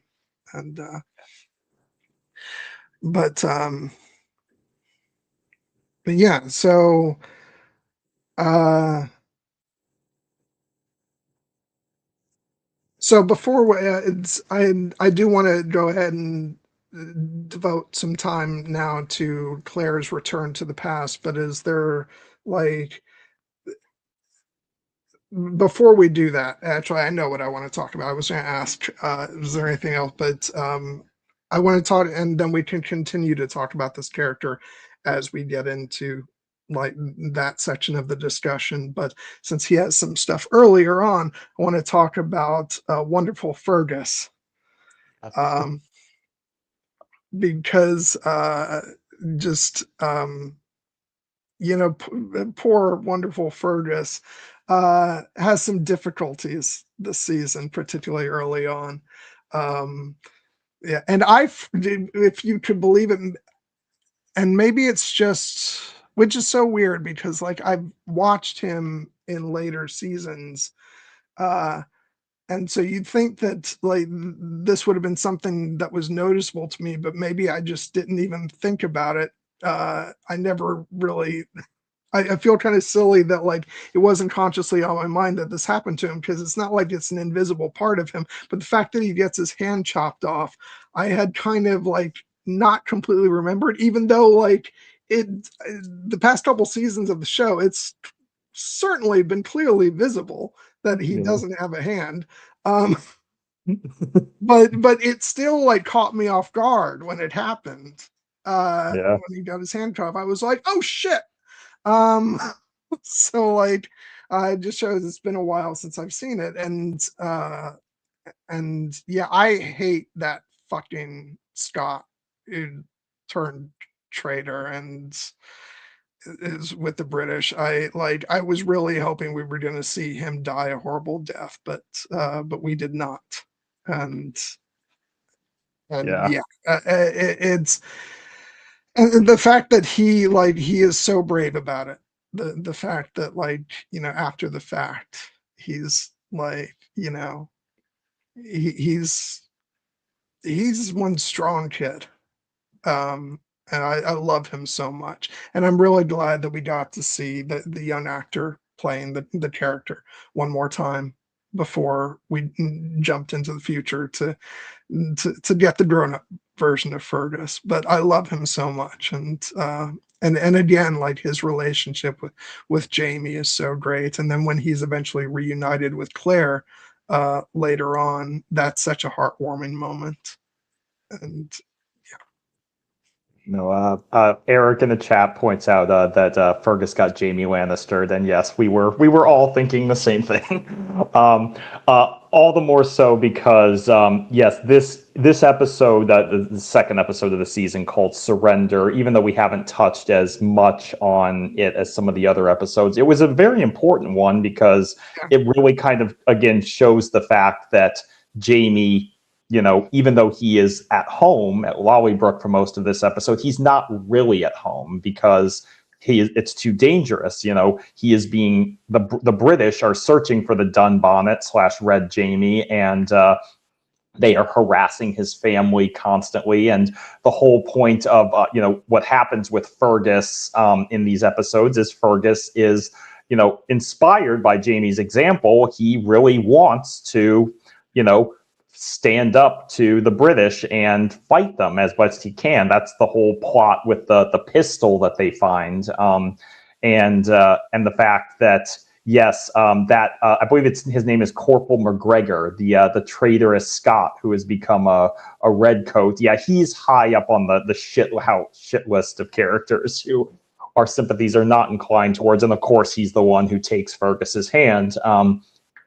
But I did really enjoy the moment when, in the aftermath, that Jamie and Fergus have that bonding moment where Jamie, he calls Fergus out for essentially being a fool and provoking McGregor to that extent, but then he shows him love and kindness, and Fergus shows him the respect, that love and kindness right back, of saying essentially, when you took me from France, you basically said that I would, always have a place at your home, and if I were to ever be maimed or wounded in the line of duty, like, you would look after me for the rest of my life. And Jamie says, like, and to that promise I intend to hold. And then Fergus makes a joke about the fact that now I get to be a man of leisure because I can't work the fields anymore. And this is more of a point for the older version of Fergus, but I do love the fact that even though Fergus has been living in Scotland now for like almost 20 years, it's like you can take the kid out of France, but you can't take the French out of the kid. Like, he still loves his French wine, and that scene with young Ian where he is talking to him about the art of seduction. He's like, no, first lesson. Look in her eyes and tell her she is the most beautiful woman in the world. Second lesson, buy her whatever drink her heart desires. Third lesson, repeat steps 1 and 2. It's just like that kid is that kid has a good head on his shoulders. But by the way, we also, you mentioned young Ian. We welcome John Bell to Outlander, who, prior to this, people would have known him from the Hobbit movies. Yep. And he is just an absolute joy on this show. Yeah. No, I mean, it was really nice to, again, even though, as we said, the show was kind of moving away from Outlander classic. One of the reasons I enjoyed, even as though dark things happened there, this stint back at Lollybrook, is that we got to see characters like Ian, and in particular Jenny again, and the fact that Jenny is so concerned about her brother, and the fact that even though he is home, he's not really home. 1, because he's having to live in a cave away from them, but 2, because he really mentally and emotionally is still lost, and to the point that sometimes they can barely exchange words, even though she's trying to reach out to him. And the heartbreaking scene where Jamie essentially decides that after Fergus loses the hand, that he needs to turn himself over to the authorities, so that, and not only that, stage Jenny essentially turning him in, so that the redcoats will stop harassing them and they can get the reward money. And it's then Jenny absolutely wants no part of this, but then agrees, and even though it breaks her heart to do it. Again, you've told me in the past that unfortunately the next time we see Jenny, they'll have had to recast the character. That really bums me out, because Laura Donnelly is wonderful in this role. We will get one more episode with Laura Donnelly. Good. So good. Glad to hear. But and then she disappears for a while, and it's one of those cases where you feel like they were probably buying their time, hoping to be able to get her back. And I think eventually, a little later on in the show, when they needed the character to return, they ultimately had to settle for recasting the character. So it's an unfortunate thing, but in my mind, Laura Donnelly is Jenny. And the actress they bring in later on to play her does a great job, but it's a different it's a different portrayal. You just it's unavoidable. but I just love Laura Donnelly so much in this role. She's great. So I'm glad we get at least one more episode with her. Um, yeah, zip on episode 8. Well, which is funny because originally we were supposed to talk about episode 8 in this batch of episodes, and we ultimately decide. But I did get spoiled from the thumbnail that they will be going back to Lollybrook, as Jamie says. So yes, the fact that we know we will be getting at least one more episode with Laura Donnelly before the recasting is warms my heart. Even though again the thumbnail says that things don't go as swimmingly there as one would hope.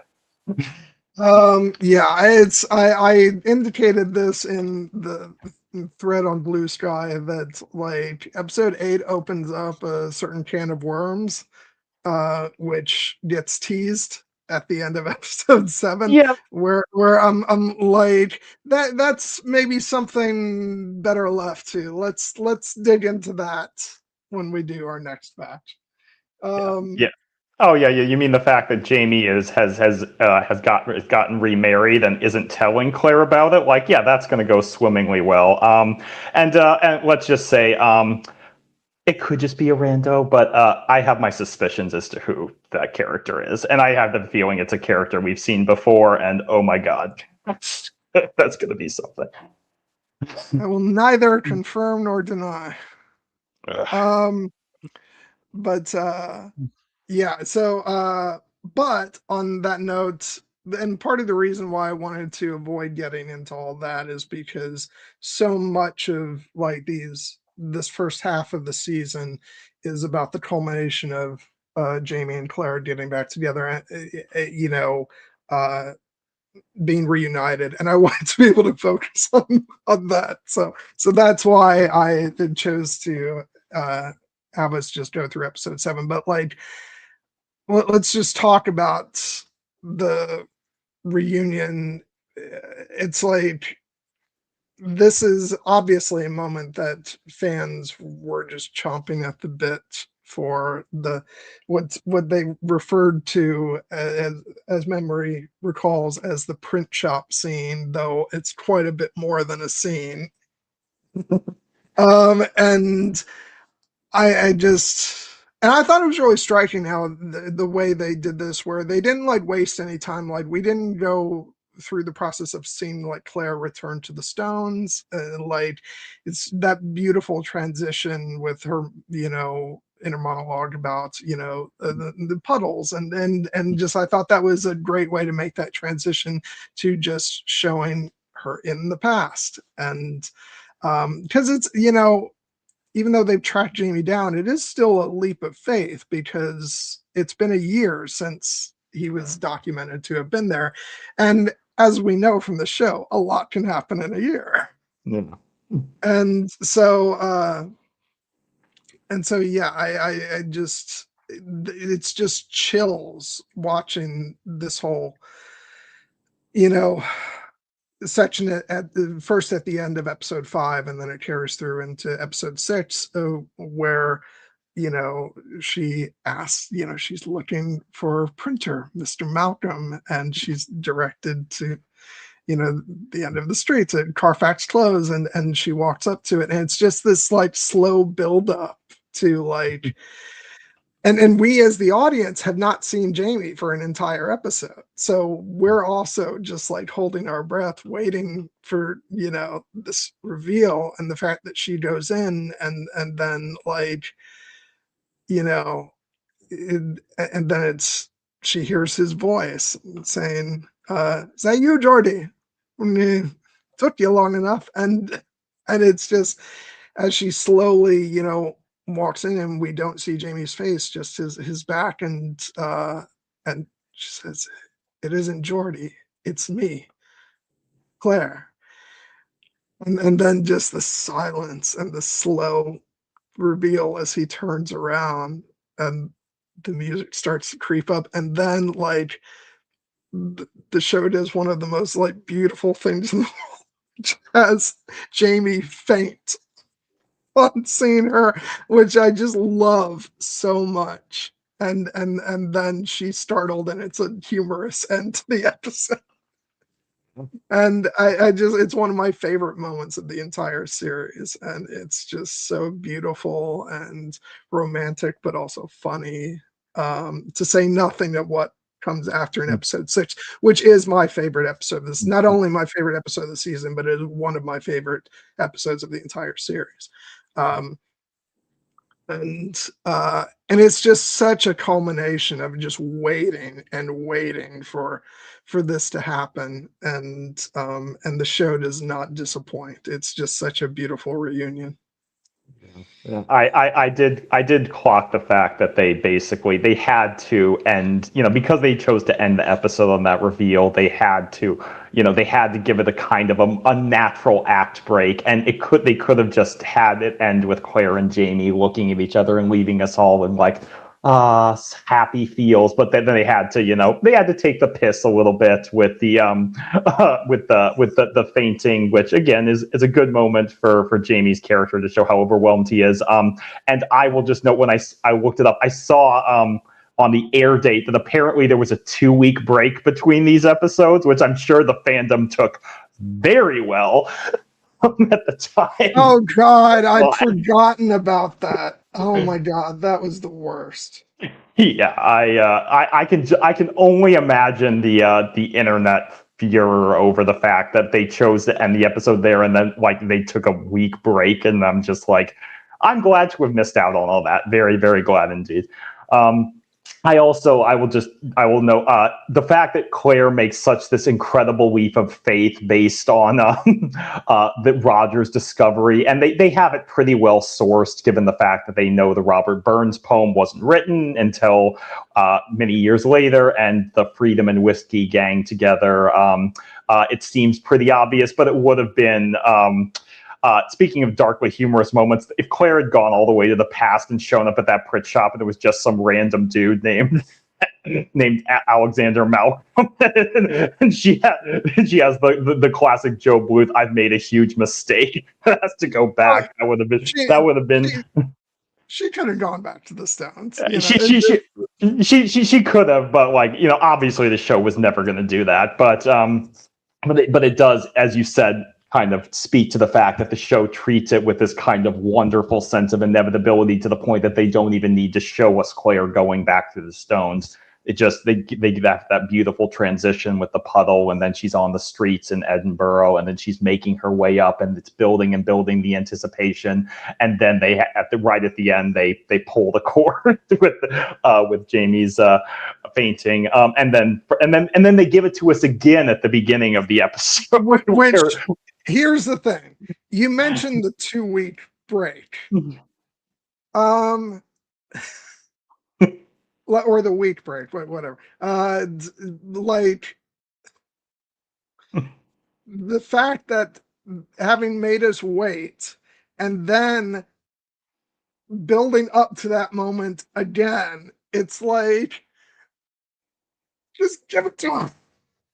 Yeah, the beginning of the episode is great. I love it, but still, it was a bit like, God damn it, we've seen this, the moment. Just bring us back up to that moment.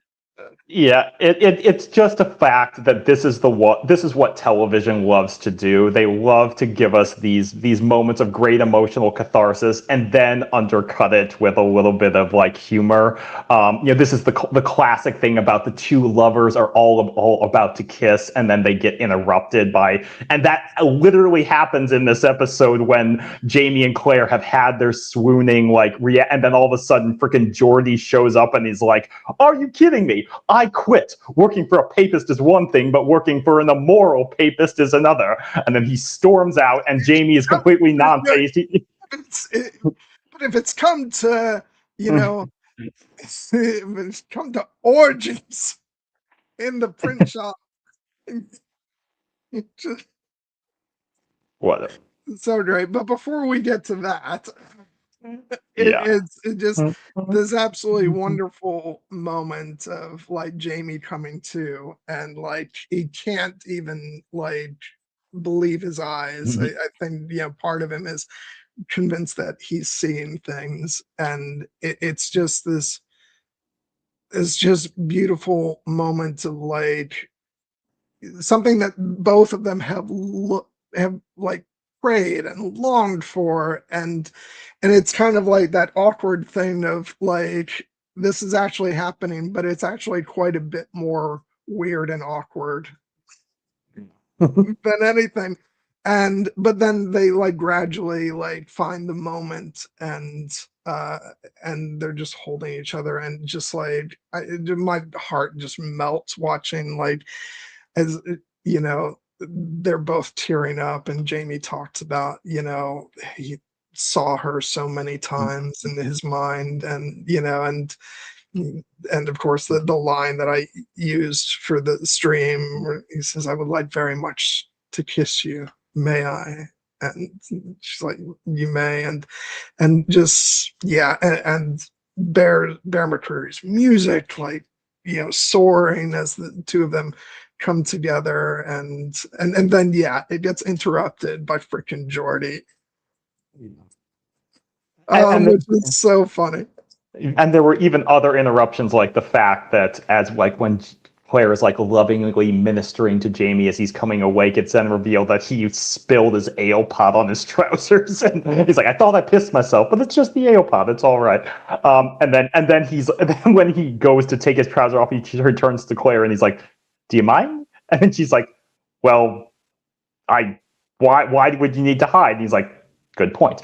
But as you said, the fact that like this is so awkward because it has been 20 years and because of the circumstances that led to their separation and now their reunion, like it's the fact that Jamie just doesn't just sweep her up in his arms and start ravishing her with kisses. He like asks her permission to kiss her before she does, and obviously that she very much wants that. But Jamie, it's a little bit of insecurity, but like he doesn't know for certain, even in this moment after Claire has made this incredible act that she is coming back to be with him. It is very feasible that yes, she just came to give him news of their daughter, because he doesn't know anything about her life, and like the fact that she went back to Frank. Although this moment, I absolutely love the fact that Claire brought pictures of Brianna for Jamie, and he has to wear the glasses, which is a fun little Superman, tweak, and the fact that he's absolutely scandalized by her by Brianna wearing the bikini, and Claire just like, oh honey, you ain't seen nothing in terms of swimsuits in the 1960s.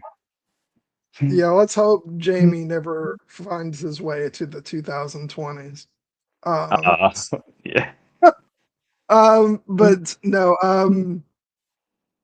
can we just, well, let's sidebar for a moment here and talk about, like, I will say it becomes quite a bit more like convincing as like the seasons move forward, even next season, honestly. But like, it was kind of one of the things watching this season where you just kind of had to swallow it, that these characters are supposed to be like 20 years older and they look exactly the same. Yeah. I mean, they even joke about it in the fact that like Claire makes a joke about the fact that Jamie, like most men your age, are not in as good a condition as you are, and the fact that Claire is like obviously still incredibly fit and gorgeous, and is so insecure about the fact that she has a single streak of gray in her hair that she has to dye it before she goes see, because clearly that would be a deal breaker if she went all the way back to his brown hair. The last now has gray in her hair, and then nope, can't do it. But yeah. And it actually, I will say that, like, and I'm just having fun because I honestly could not care less. It's like, for one thing, let's let hot people be hot. Yeah. Go ahead. But also, I think that though that they do, like, there is a difference in how they play the characters. Like, even if like you kind of have to just go with the actual like physical appearance, like I do think they play these characters differently, as they've gotten older than they did when they were younger, which does a lot of the work. And also, I will say, like, there's still like 5 additional seasons of the show after this, and I will say that, like, they grow into these roles as like the older versions of these characters quite a bit, where um like you do feel that passage of time with the characters and how they look and how they act and stuff like that. So like so I actually do think they do quite a good job with showing sort of the passage of time for these characters. But I will just say, at the time, it was kind of funny.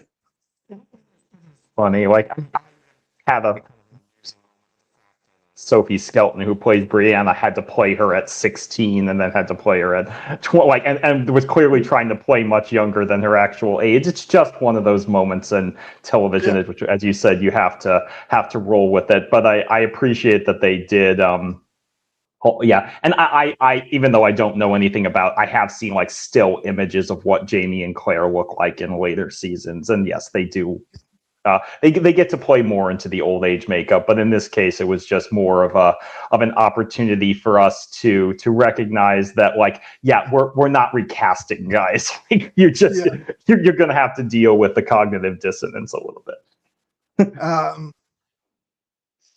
Plus, there is like a part of like you know, I think part of it too is like they wanted to have their cake and eat it too, because like their reunion is like one of the big peak moments of like, you know, Claire Jamie romance, you know, parts of the story. And like I think they wanted one last big hurrah for uh the the really young, sexy Jamie and Claire looks, which is not to say that they're still outrageously sexy, both of them, as the show goes on. But they do play into the age more as the show carries on. But I think, like I said, I think it won one more hurrah of Jamie and Claire, the younger years. Um, but but yeah, no. I d- I did like crack up at some of the like stuff that you know, it's so funny, all the like Claire thought through a lot of the practical stuff of like actually making the trip and stuff she would need, but she didn't like think to first brace Jamie for looking at photographs, which would be like, you know, magic basically to his eyes. And two, that she didn't like think to maybe exclude the bikini picture. Well, I mean, it. Brianna looks like she's having a great time in that photo, so I'm Yeah. sure she was focused on how happy she looked. But yes, Jamie being scandalized by it's a reminder that he is still an 18th century, Yeah. papist who has hang-ups around these types of public displays of showing skin. But it was a funny moment for the character, and I also appreciate that, as you said, even though Claire was very prepared for her journey back, like he's like, thank God, yes, you remembered to bring penicillin to the past, perhaps creating a time loop paradox. But like, yeah, if you had gone back without some of that, like that would have been like a grade A party foul. And she brought her surgical instruments, and that Roger gives her like a brief history of Scotland, so that like she doesn't have to be grasping for dates. But even though you can make all the best laid plans, but then when she shows up, it's like it's not just going to be like you and Jamie immediately like fall into each other's passionate arms, because Jamie's got problems going on right now, and he's gotta go deal with some shit. And the fact that things like just blow up like immediately after Claire arrives is like, it's pretty on brand for these two characters.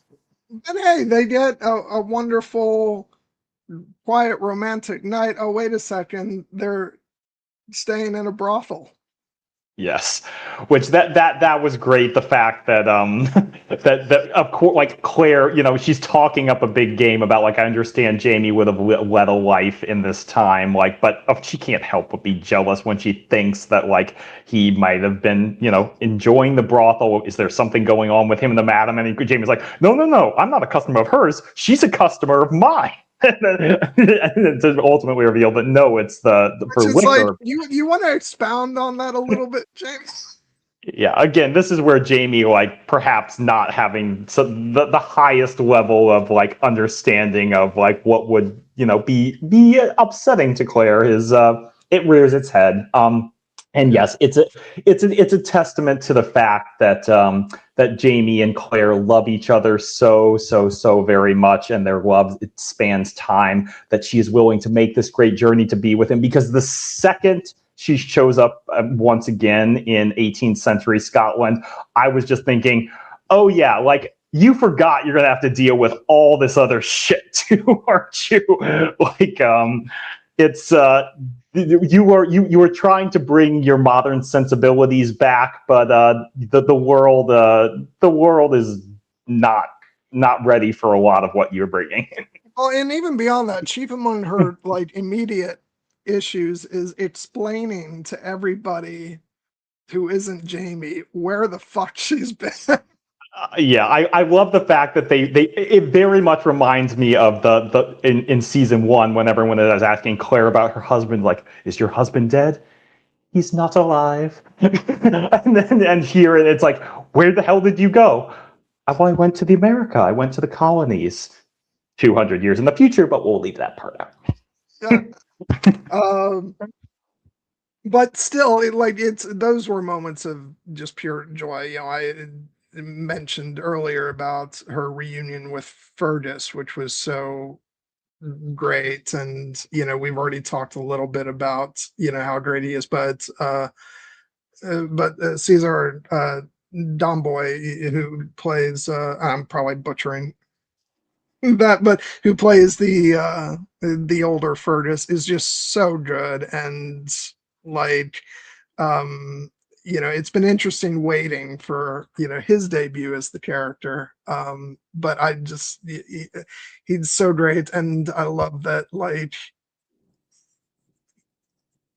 and I love that, like, he's embroiled in addition to not only him, but of course young Ian as well, sort of embroiled in all the Jamie's treasonous activities, and it's just so much fun. And I love the fact that, like, the way that he immediately, like, he sees her and he's like, "Milady," and it's just a reminder that, like, she was a mother figure to him, and it's just a real emotional reunion. And I love the relationship of those three characters so much, because he is it is a story of of basically an adopted son. And you just have to imagine, like, how emotional that is, to suddenly realize that this person that he looked at as a mother, who he thought was dead, is now standing there before him. Like, that makes me emotional. And yeah, it's just, I love him so much, and he does such a great job playing the character, where you're like, oh yeah, that's Fergus grown up. Absolutely. And as I said, the fact that you can take the kid out of France, but you can't take the French out of the kid. Like, yeah, he and yes, we are generally much more. I mean, I don't have problems with recasting generally, but I like, when you are aging a character up from a child to an adult, generally audience is going to roll with that one a lot more. Yeah. But yeah, the fact that that, as I said, Jamie is clearly immersed in some shit the moment that Claire arrives, and things immediately start going to hell, with that again being very on brand for the two of them, is fun. But at least we get that one sweet night of passionate, consummation and romance, which, in addition to, like, the opening scene of the episode with their first reunion, before Jamie's like, I actually have to go off and deal with some shit, but please come with me. because he's like, I don't want to let you out of my sight, please. And but then once they do get back to the brothel, putting aside the awkwardness of that, which I cracked up because it's like they go in and they're in the room and for like the first 2 minutes, you can hear everything. And then in the way that movie and TV magic worked, somebody turns down the volume knob on that, and we just get them talking with no other noise. Gotta love TV. But in spite of all of that, they have just an absolutely beautiful night together, which was very reminiscent of, in both like romantic ways, the hot, sexy ways, and also humorous, playing off it humorously of the wedding episode. And like, and the fact that like I love that they have, this great big build up just like that episode, and then they smack their heads together. And it just took the like it just undercut it in a really funny way, but that didn't like, it just showed that like they've grown apart and they're like, yeah, it's going to take some time to get back in sync with one another. And but then it gets sexy time resumes and it's just absolutely beautiful. And like once again, my heart was pounding out of my chest. And like I swear, like at least 50%, of why like these scenes are so, wonderfully sexy is like Bear McCreary's scoring of the Claire and Jamie theme. It's just so fucking romantic and beautiful. Um and and the chemistry of Katrina Balfe and Sam Heughan. Like I know part of it is like it's a toxic thing in fandoms, but like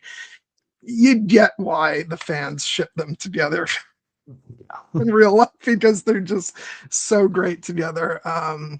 And and like I'm gonna say it, it's great to see like we would say like let hot people be hot together and like and yeah, so it was more than entertaining in that regard. Yeah, and I did appreciate that the show really takes its time with it and evokes the wedding episode, as you said, which that one was directed by Anna Forrester, and this one is directed by Norma Bailey, I believe. But it really is like their second wedding night. It's almost like a renewal of their vows because they quite literally have been apart and now are coming back together, and they are choosing one another. And this is, of course, the scene where, as much as they've introduced some doubt as to the matter. Claire makes it clear that she came back to be with Jamie, and she has no intention of leaving him again. And he has no intention of ever letting her go again. And the fact that they, their sexual chemistry is as strong as ever. But that the show builds up to it with the fact that they are, they take their time undressing each other. And Jamie gets another modern bit of confounding when he has to figure out what a zipper is.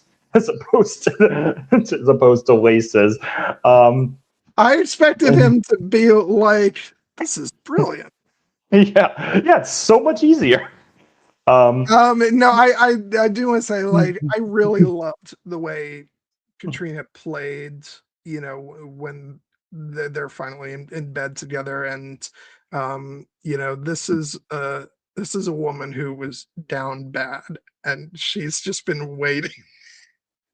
Not that Jamie hasn't as well. I obviously yes, but it's like, there was this feeling of when she was with Frank, she was thinking about Jamie and but this is like her like I'm with the man that I love.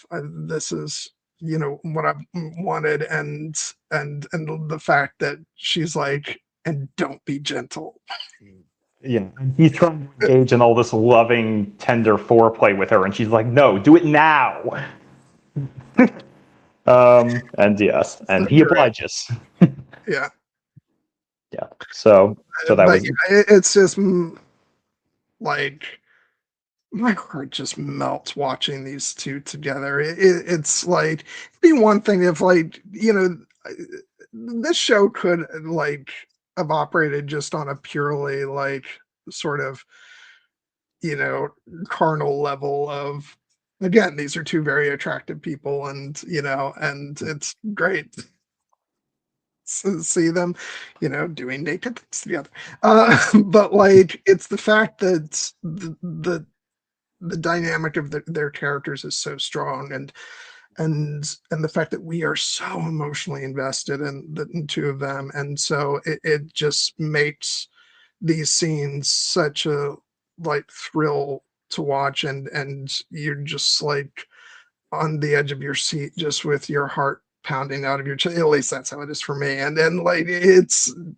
just so beautiful and it's why I'm gonna love these characters till the day I die. Just I just feel so emotionally connected to them, and so to see their reunion and like you said, the way they take their time with it of building up to this moment, and it's just so beautiful and I love it so even knowing that like there's some complications on the horizon it's like I can exist in the moments of their reunion and enjoy it but things are about to get bumpy.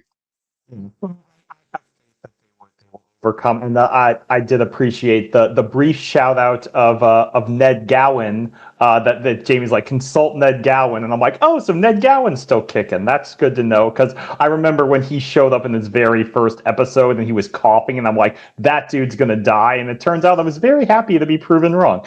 Very slight spoiler because you'll still enjoy the delivery of the line when you hear it, but there somebody does say coming up Ned Gowan's still alive. Yeah. Who would have? I certainly wouldn't have thought so. And I do want to shout out Eric's point in the chat that I do like that Claire never takes off Frank's ring either, which I actually did notice when she's leading up to the staircase to the A. Malcolm print shot. It focuses on her left hand, which has Frank's ring on it, and yes, she still wears it, which makes sense given the fact that like that fortune teller had told her, or the idea that like her marriage line was not divided, it was forked. And it's just a reinforcement to the fact that like again she did love Frank and he was her first love and always will be, and that she did try to make a go of it with him, even though that moment, for instance, when they're trying to be intimate and Frank asks her, like, why won't you open your eyes? And it's because, yes, like she's denying it, but like she's not beating the allegations that she is thinking about Jamie in that moment. Then we see why, like what she and Jamie have is rare and special.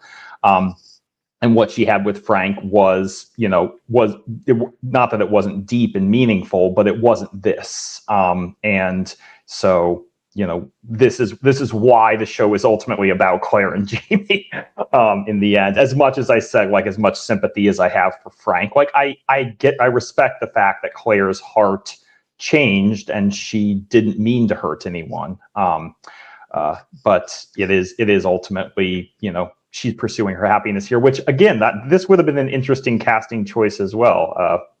But although ultimately Renly wasn't in the show for very long, so yeah, like this was clearly things turned out for the best. Although I have to say, like that would have been a great casting for Renly, and more in line with what I imagined book Renly to be, honestly.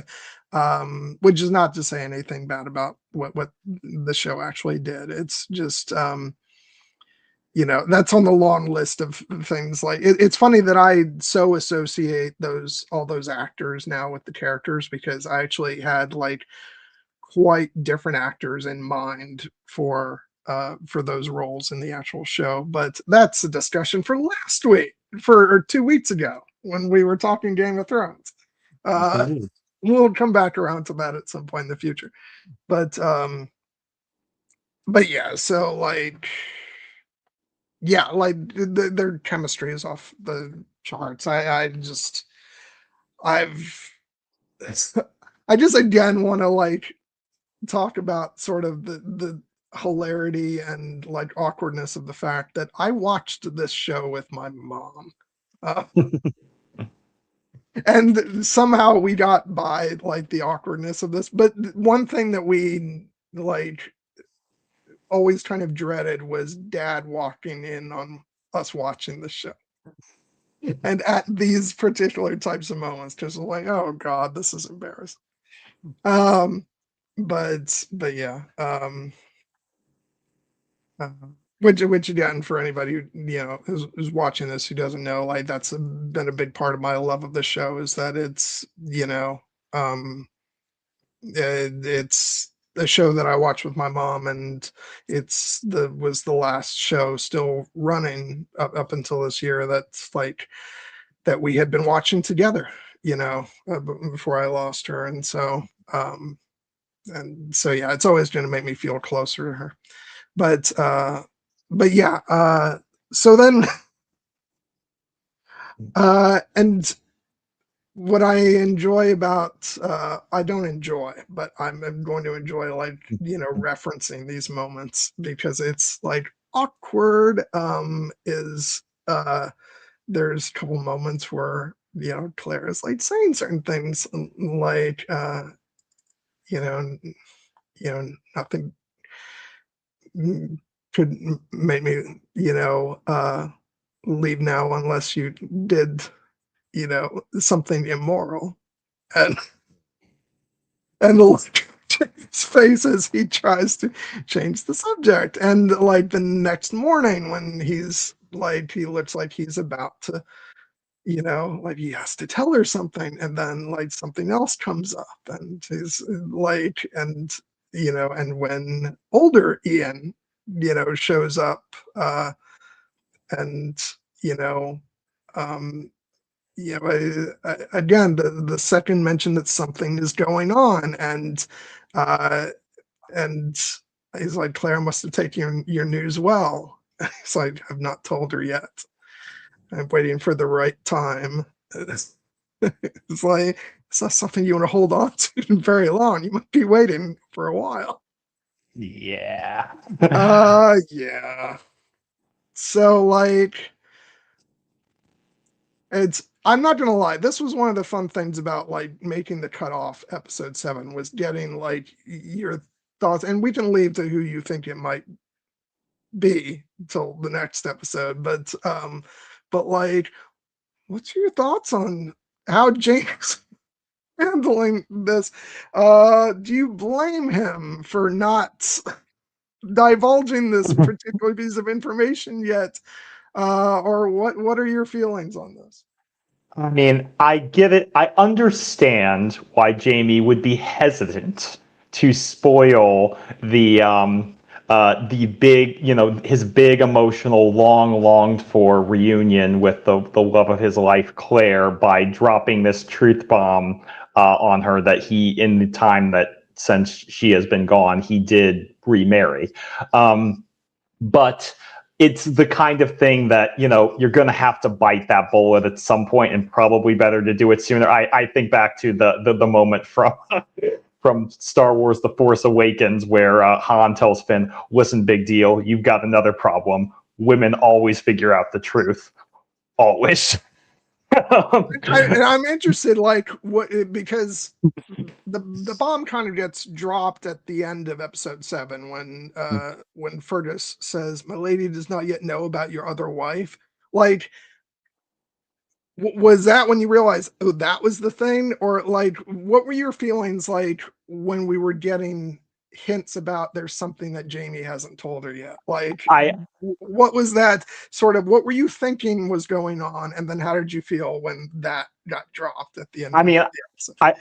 I started to suspect again when Ned Gowan got name dropped, and they're like, I will have to consult Ned Gowan about the legality of it. But like, given the circumstances, I don't think there will be any trouble. And I was like, That seems like I don't think this is related to their business. I think this is something that seems to be a little bit more of it, and also the fact that again, like, we had seen the scenes of Jenny basically like encouraging Jamie to remarry, and that he wasn't ready for it at that time. And there's a big gap between the time when he leaves Hellwater and when we catch up with him again in Edinburgh.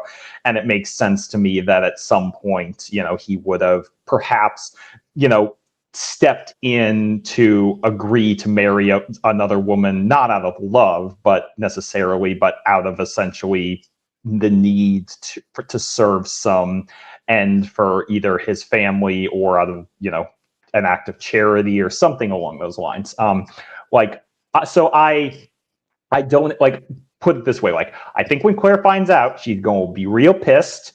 And I don't think it's going to be a deal breaker ultimately, because, it's one of those things where, Jamie did truly believe that Claire was dead or gone, and she believed the same, and she did go back to her own husband, in the fact. But it's one of those things where, like, you can say something, but like, what you mean is actually a little bit different. Like the fact that Claire keeps saying, like, I understand, and that this time you would have led a life. I knew that when I decided to come back. But then that she's immediately jealous of any interaction that Jamie has with another woman. It's like, this is how you know that Claire is a flawed and human character in her own way. And so that was it. Ultimately, I think it's meant to just kind of underscore the fact that Jamie was ultimately trying to move on with his life without Claire, even though the hole that she left in his heart was never going to heal. But what recourse did he have but to live? And now that she's back, they again, he doesn't want to spoil the good thing, because in that immediate moment, but you just, like, at a certain point, it's like, this isn't something you can sweep under the rug, guy. Like, you're gonna have to deal with this at some point, and the longer you let it fester, the worse the blow up is gonna be. Yeah, I don't think it's a shock to say, based on, like, how he's been handling it so far. He fumbles the ball on this one. Yeah.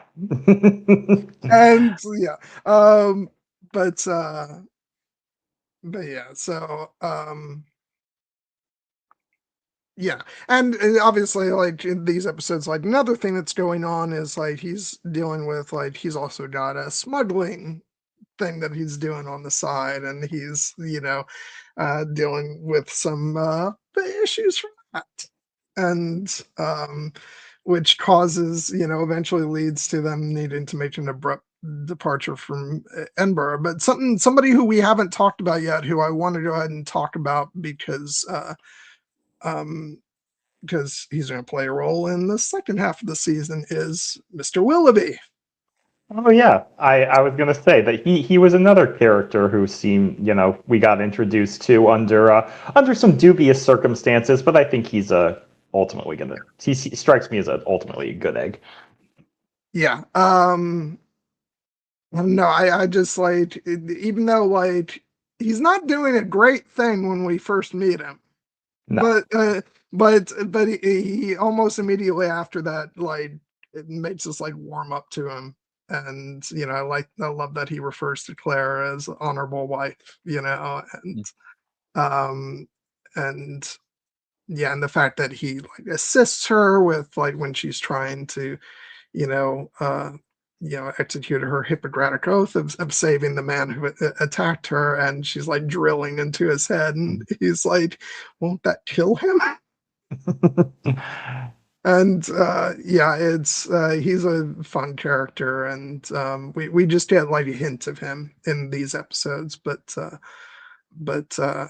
he'll be in more to come this season. And so yeah, I really liked him. I love the actor's portrayal, and yeah, he's fun. I'd crack up that the name Jamie gives him is Willoughby because like the mind leaps to Willoughby from Sense and Sensibility.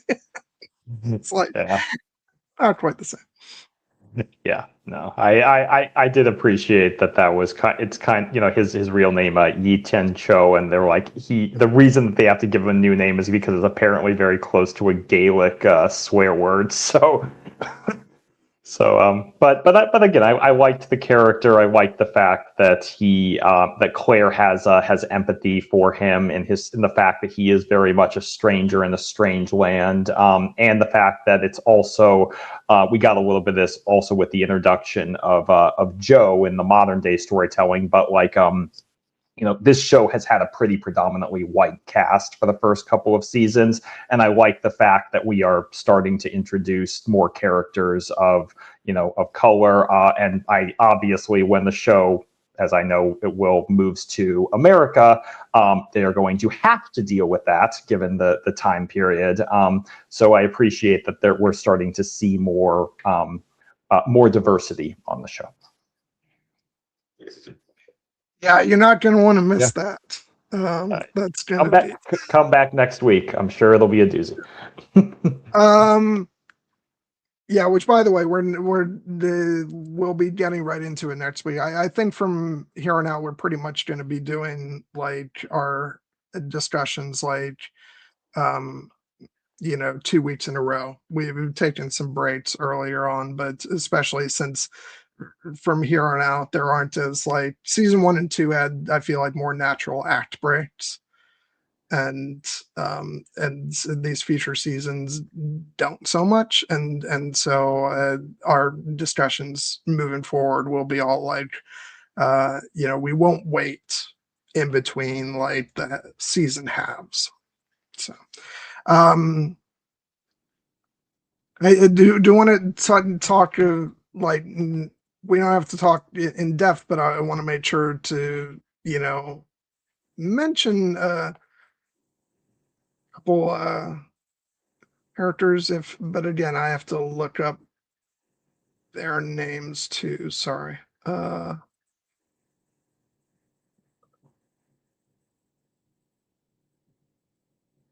Sorry, everybody. I'm just pulling up these. Let's see.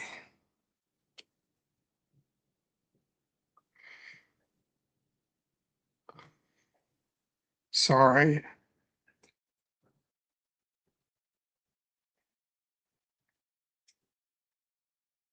This is me looking up on IMDb.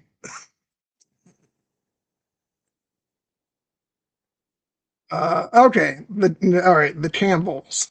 Want to mention them real quick because who Claire actually is treating Margaret Campbell.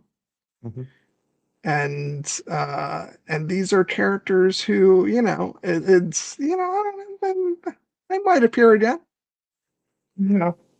Maybe they'll have some import later on.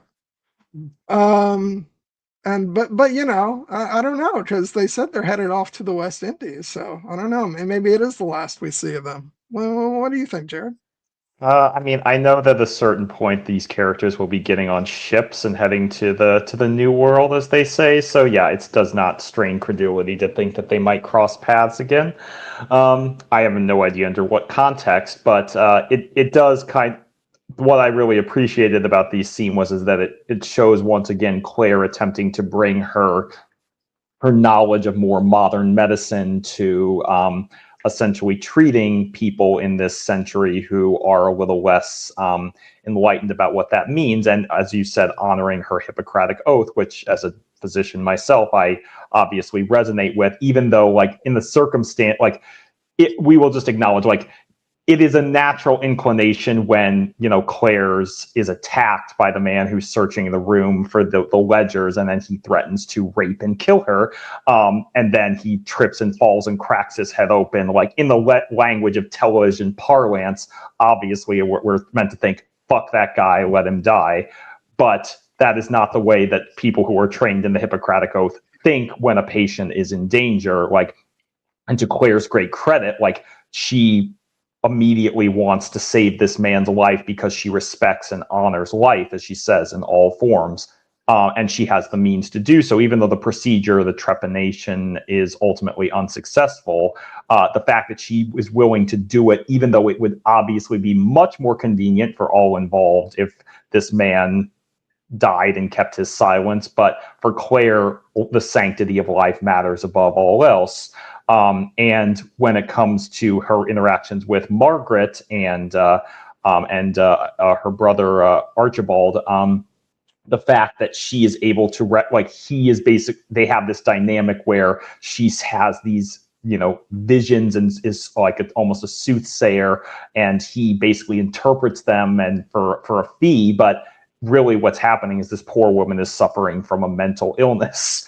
And Claire recognizes that she cannot cure her, but perhaps she can help ease her suffering and make it so that she can function more in society. And that's, an act of great compassion, even though it's funny, the fact that she's so desperate to treat the man for the assailant with the trepanation that she has. She's basically like, I'll do whatever you want. I'll come treat your sister for free if you just let me cut the line and get my stuff here in the shop. But it's to her credit that afterwards she honors her promise and she goes back. And it's a reminder that, even though Claire has come all this way to be with Jamie, and that is the most important thing to her, she is still the woman who wants to care for people and patients. Like, she is a doctor now, a surgeon, and that part of her is not just gone because she has made her decision to come back to Jamie. Like, she's going to want to feel useful in this time. Like, she mentions to Jamie, maybe I could open up my own, clinic, essentially treating patients. And as a side gig, we could earn some money and we could move out of this damn brothel. But yeah, it's one of the things that Jamie loves. You want to leave the brothel? Yeah. This is hilarious. Indeed. Yeah, it's actually one of the things that I thought was really interesting was sort of, we joke about the Claire dyeing her hair and and the fact that neither of these characters actually realistically don't look 20 years older, but that actually is has an interesting effect of also disguising for us the fact that in the midst of their reunion we can kind of forget that these characters, a big part of what they're going through is that they have each lived separate lives for 20 years and that they are both different people now. And so seeing Claire's reaction to that, where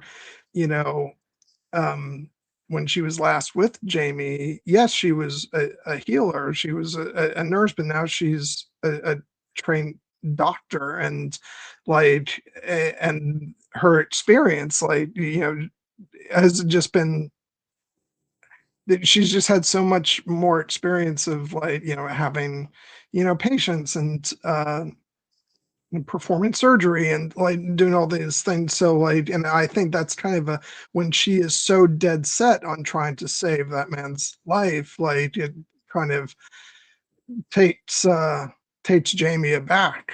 But we are aware of everything that she's gone through in her life, and so it's just a reminder that these characters are not quite the same people that they were the last time they were together.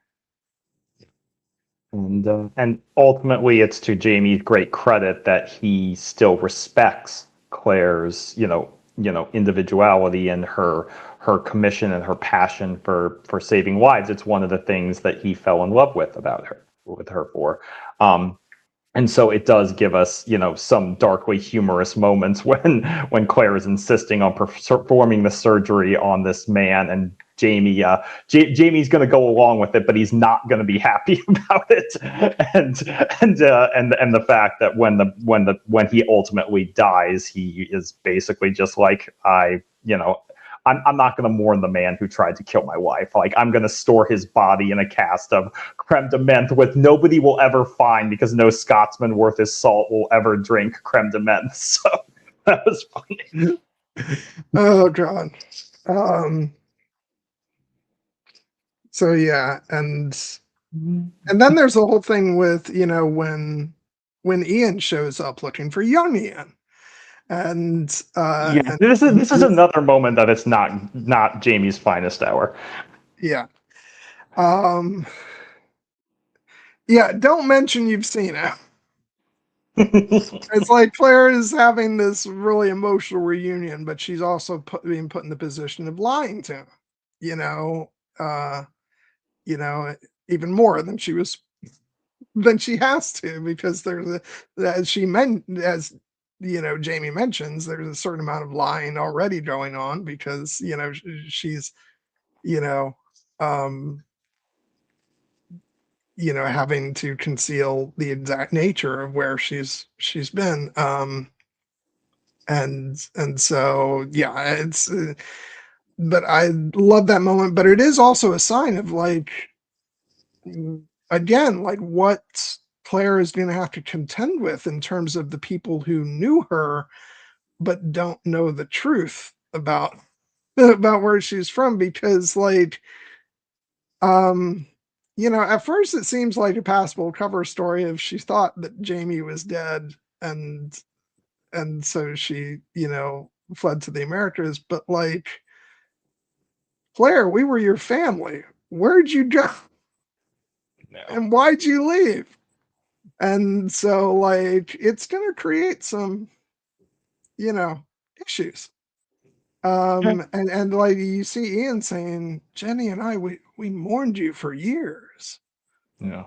It's Yeah, so, like, I think she's handling it as best she can for the moment, but I think there's definitely going to be some difficulties to come with this sort of, uh, we'll see how Jenny responds.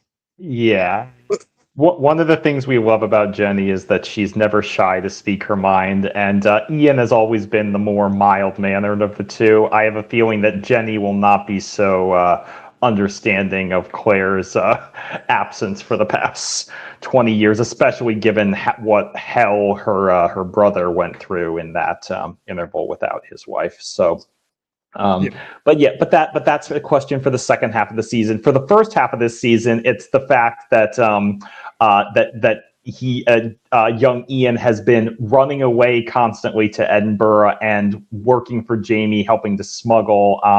And Jamie is allowing it because he's basically like, the kid's going to run away regardless, and it's better that he runs away here to me, to his uncle, and where we can keep an eye on him, rather than God knows some other city. But it's still a shitty thing to do, and it very nearly costs Ian his life, unfortunately. Although I will just say, for my purposes, I was very pleased that the way that the fact that Fergus played the role, the great job playing wingman for young Ian with the lovely, I believe the name is Bridget, and the fact that even though Ian's game needs some work, Bridget was clearly into him, and so the fact that they did actually get to have their fun roll in the hay before the intruder broke in, even though it was interrupted. It's like, good job, Ian. Good job, Bridget. Get yours.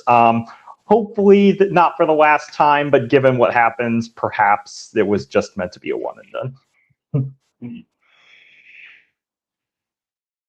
Yeah, no, I'm not saying anything about Ian and his experiences. We'll save that for another time. But yeah,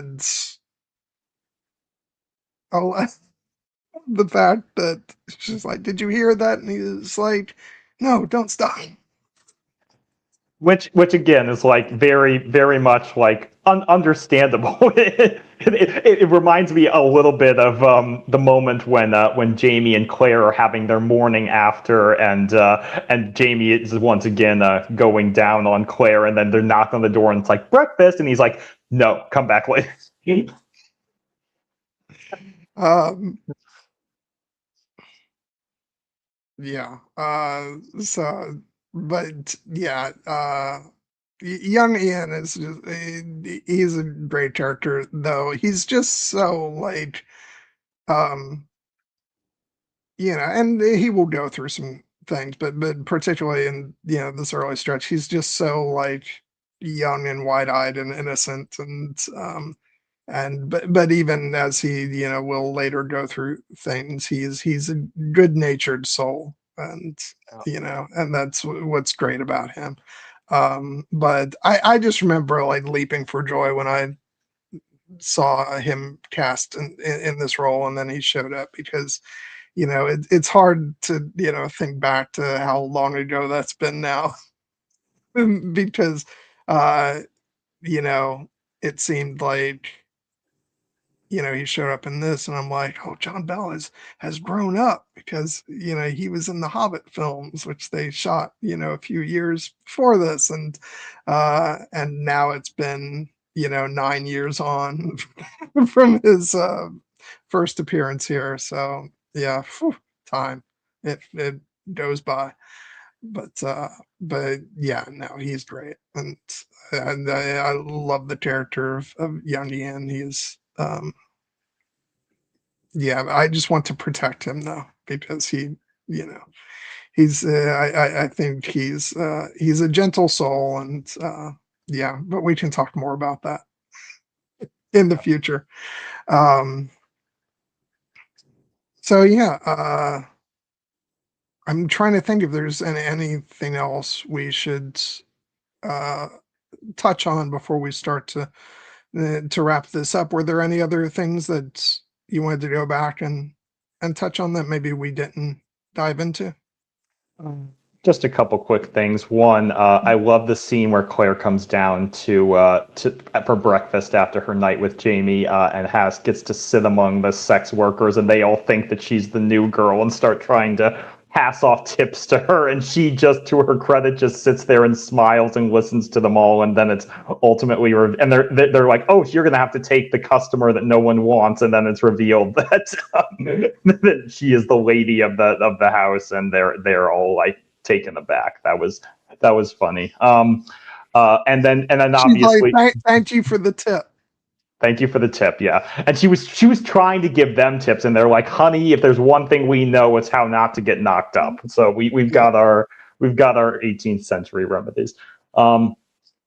Circling a little bit further back, though, I did want to talk about another beloved character who we see very Yes. briefly Which is Murtaugh.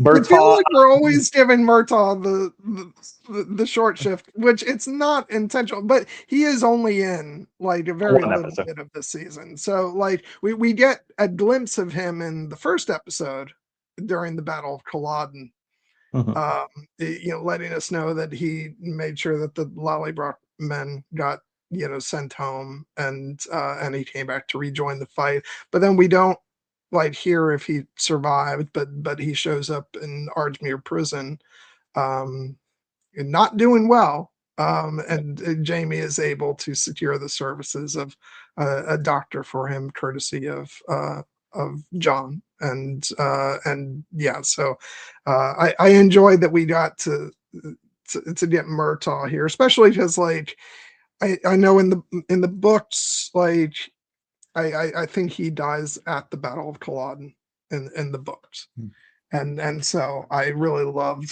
that they kept him around, and he was great to have for the little bit that we got him in this season, and then we're like given the information that he and the other prisoners are being shipped off to the colonies, Mhm. and so I wonder, will we ever see him again? Yeah.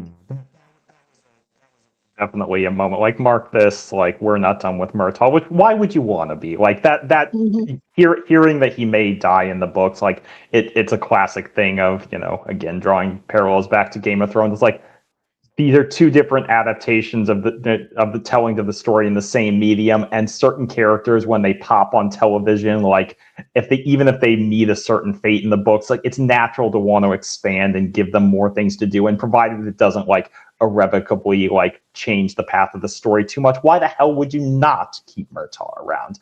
Yeah. And I did appreciate, for instance, I noticed like they kept Duncan LaCroix's name out of the opening credits in episode 3, and then gave him the and featuring Duncan LaCroix credit at the end, because that the reveal, even though I knew that Murtaugh hadn't died at Culloden, and because I knew that like he was still going to be part of the show, like it was a really nice reveal when Jamie goes back to the cell and we see him talking to the prisoner, and then it's Murtaugh, and you're just like, Jamie's going through some shit, but at least he and Murtaugh are there together. Even though, as you said, Murtaugh is not doing well, and but the beautiful moment where he has the little like piece of Scottish tartan, and that he could be killed for having, and he tucks it away, and then Jamie ultimately goes through a lot of what he goes through in terms of negotiations with John before they start to develop a friendship, primarily to get Murtaugh, the medical care that he needs. And it really reinforces that father-son dynamic, as you said, that really is kind of defines their relationship. So, as you said, we don't get much of Murtaugh, but the fact that they very pointedly make the point that he's being shipped off to the American colonies to live a life as an indentured servant, and we know eventually that Jamie and Claire will wind up there as well. It's like that's going to be a really fun when they can actually reunite on much more open terms. Yeah, and I really love the scene where where Jamie is telling him what what the Scott who's sort of talking about the treasure and all that the fact that he mentions a white lady and then Murtaugh starts talking about Claire and says he thinks about her and and Jamie says it's best not to dwell on it, but I think but Murtaugh is thinks about her with a smile on his face. So like I love the fact that he keeps her so close to his heart as he would, and and because that's I've said from the beginning I love their relationship so much, and so um yeah, if they all get to you know be reunited, that'll be that would be quite the thing to see. So Would. I also, and real quick, I'll also just mention I like the other sort of two bumbling Scots that are in the prison with them who pop up later. Who are you know this is not exclusive to them, but I like that the fact that the prisoners refer to Jamie as McDo, and like they show up later, and like it's some nice connective tissue. Um, so I'd like to know their story on how they caught up with Jamie. Like I said, there's so many like interesting threads to be pulled. Maybe that's in the books.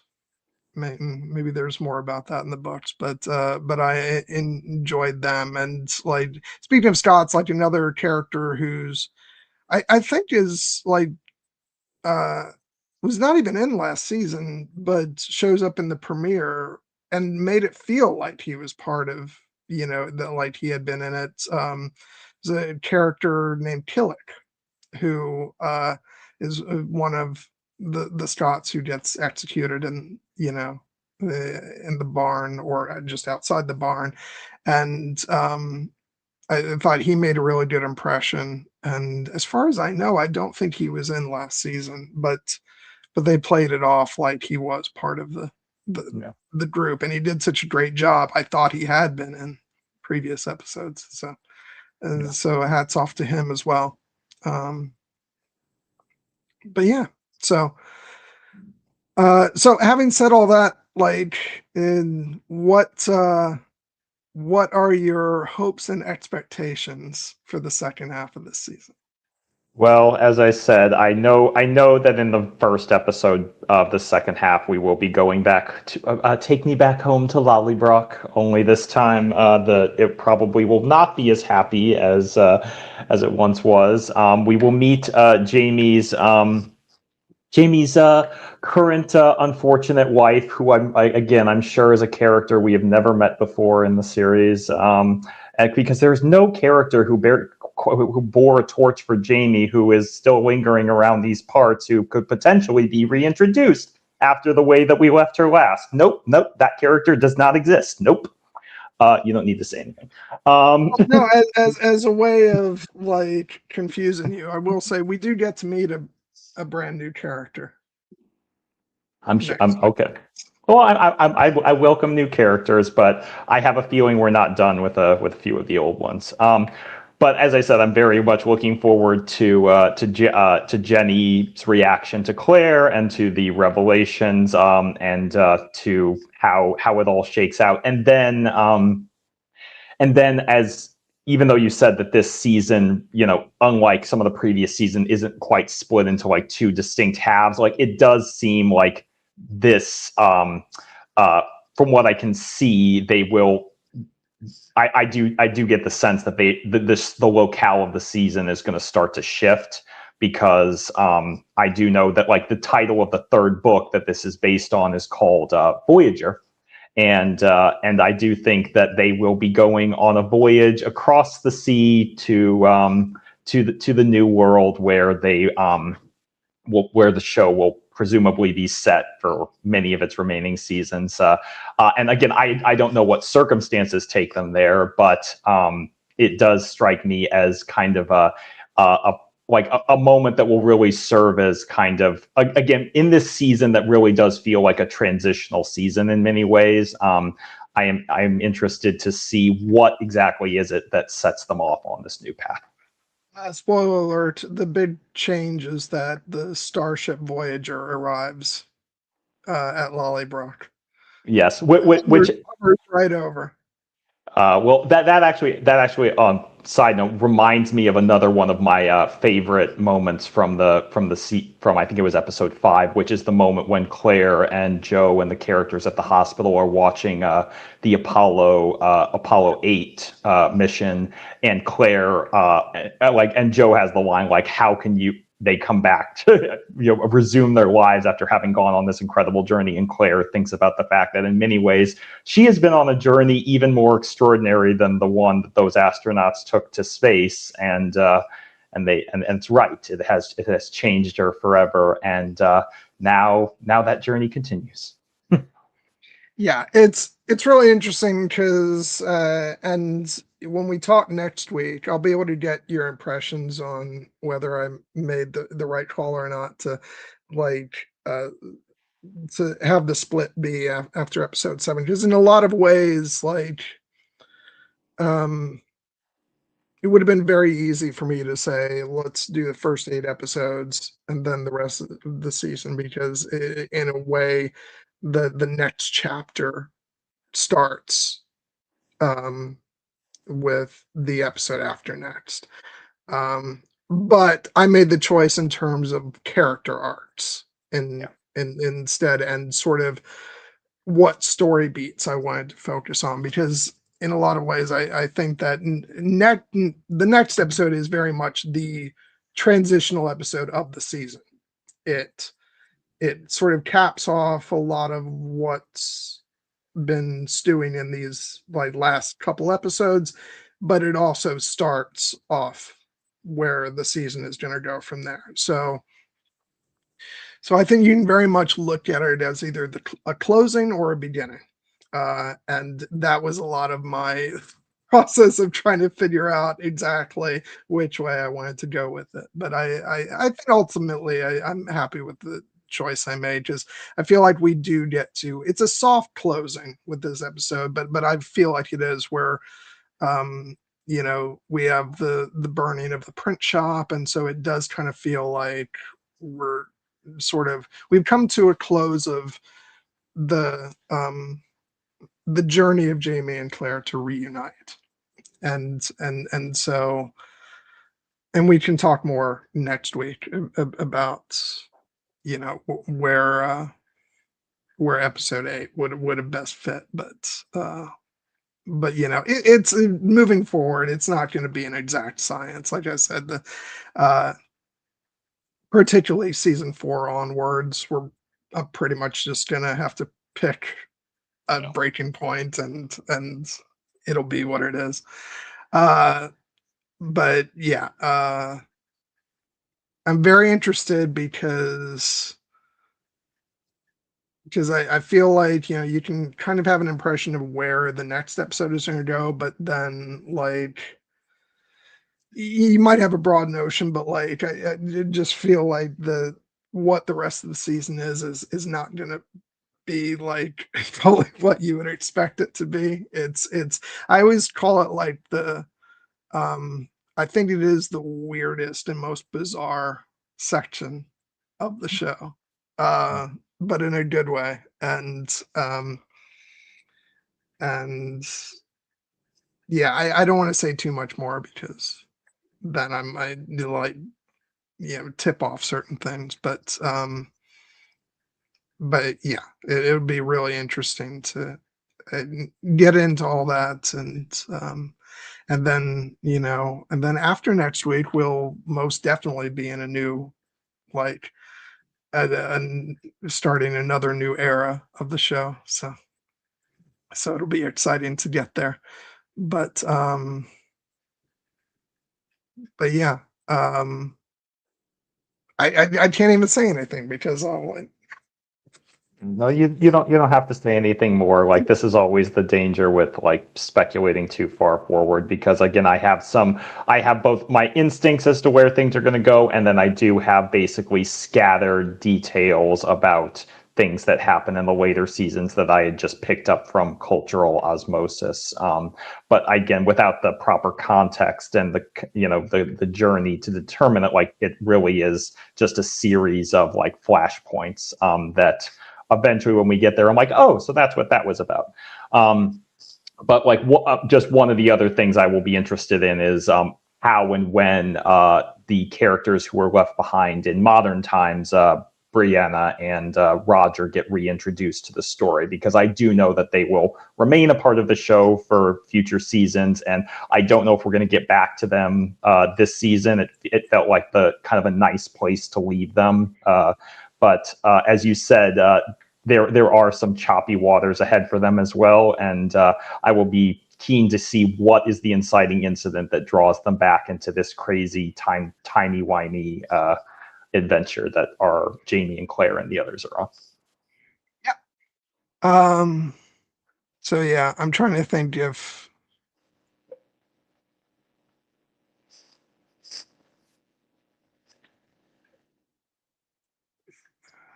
I'm trying to think if there's any morsels I want to drop that wouldn't be too spoilers, but I feel like uh, it'd be too much of a risk of me getting a little too free flowing with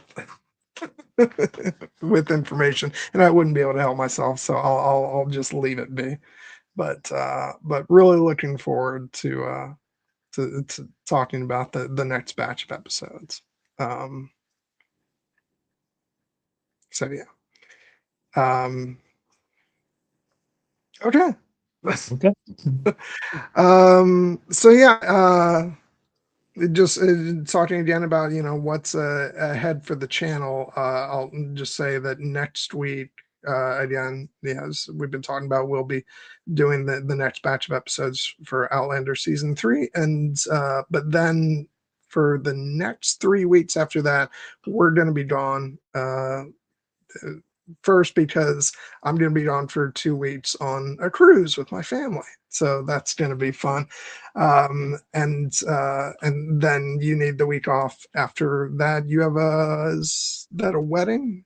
Yeah, I'm going to be You're going going to a wedding for one of my dear friends from my medical residency. So Yeah, and so then we'll be back after that, and then guess what? We're gonna jump right into Outlander season 4. So, yeah. so at least that'll you know, we'll go right into it. And then I imagine after that, I'm I think we are gonna plug in Mortal Kombat pretty quickly after that because that's already been pushed back because of our scheduling snafus, and we're gonna have AK join us for that. So I'll nail down the exact date at some point in the near future, but that's gonna be a lot of fun. And then we've got some other stuff ahead. I know at some point we're going to be talking about Project Hail Mary, also House of the Dragon season 3, which is currently airing, which the new episode is running right now. So I always forget, like, when a Game of Thrones show is on and we're doing this. I'm like, oh, that's right, it's Sunday nights, and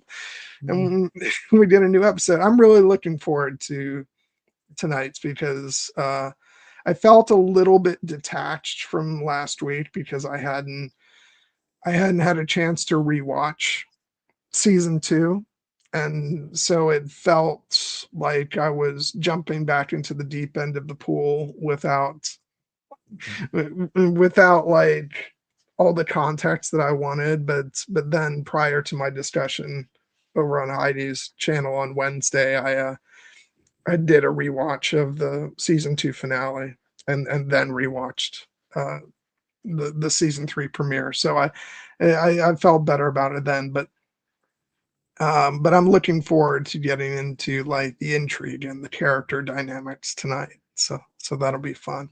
And I want to find out what the hell is going on with Otto. Where is he? Hightower. They might be Shocker making some further deviations from the book source material, which I know is going over very well among the notoriously chill I fandom. don't give a shit. I don't either, but for me personally, I just like, because I really loved the premiere. I didn't think it was like up there with like the greatest Game of Thrones battle episodes, but I was very impressed not only with it technically but emotionally, particularly with what they decided to do with the character of Rhaena. My heart really like broke for her based on this episode. And I like you, I had not had a chance to finish my House of the Dragon rewatch before this episode premiered, but once the episode started, I was kind of like, one, we're back, baby. Two, I can't wait to see where it goes from here. And three, my poor sweet Allison Hightower. She cannot catch a fucking break, can she? Oh my god. Uh, and she is dealing with some shit Yeah. um yeah, I think she might have delivered my favorite, oh no, I accidentally walked into incest look. Yeah. Which, like, when you marry into the Targaryen family, you got to expect some of that comes with the territory, but maybe never quite like this. Yeah. Um yeah, I will say probably more than with any other show since this whole thing of longer breaks has started. Like, I'm really feeling the 2-year break Yeah. here. I think it's damaged my investment in the show. And like, Yeah. I'm not saying that as a mark against the show itself, but I'm just not as glued in to this as I was with, say, Game of Thrones. Yeah. Um, and like, just the fact that they were able to do the Game of Thrones show as they were with most of those seasons with only a year in between. It's like, come on, guys, we know you can do this. Um, I don't know. My patience is wearing thin with like every show taking multiple years. Like, and I do kind of get it with the show because it's a big show, but still, like, I don't know. It's I don't know. I can say like logistically I understand it, but emotionally it is affecting the way I engage with it. And I do think that with certain other shows that are not as big as this one, there is no excuse for how long they're taking. And so I think that's part of it too. Um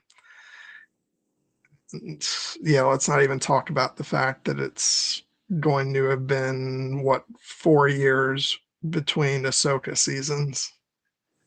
Oh my, yeah, that's Uh, the, yeah, yeah. I mean, it's something we have to accept because of the way that television production is.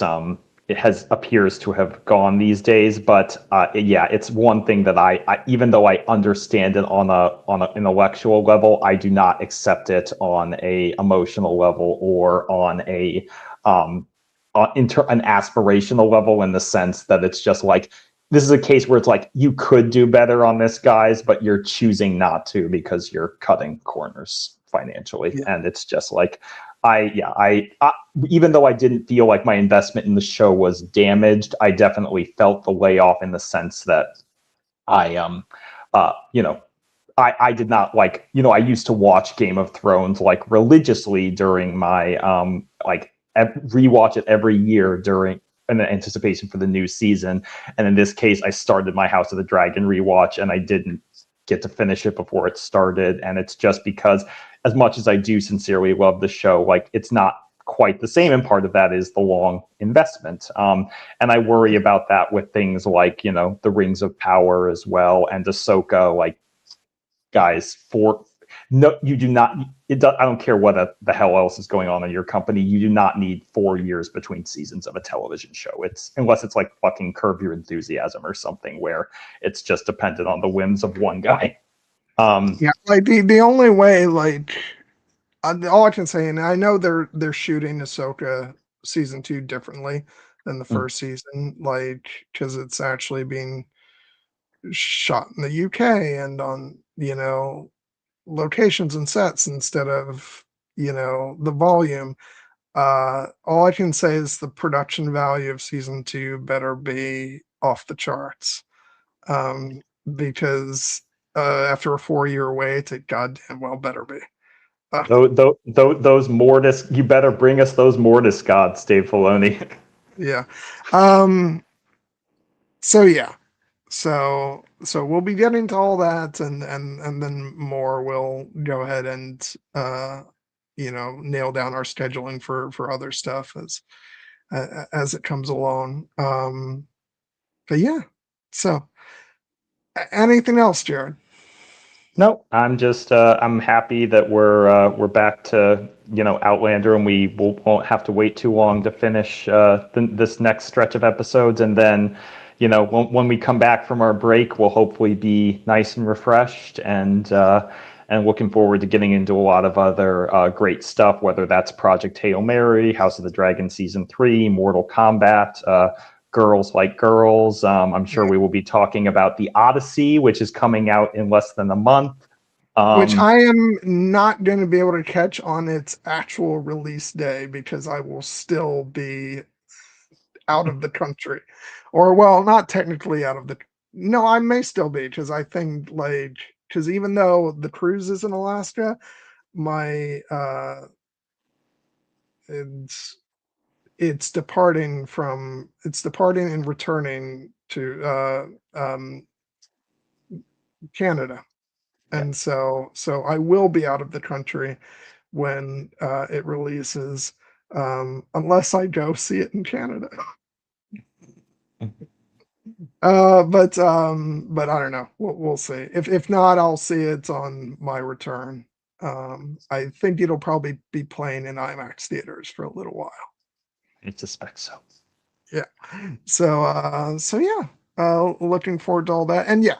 I'm gonna finish off by coming back around again to saying go see and support Haley Kiyoko's film Girls Like Girls. It needs your support. It's a small film, and please go see it now. Don't wait. So yeah. Hope you guys all have a wonderful night, and thanks for joining us. And we'll be back next week with the second half of Outlander season 3. So until then, goodbye, and yeah, have a great night, guys.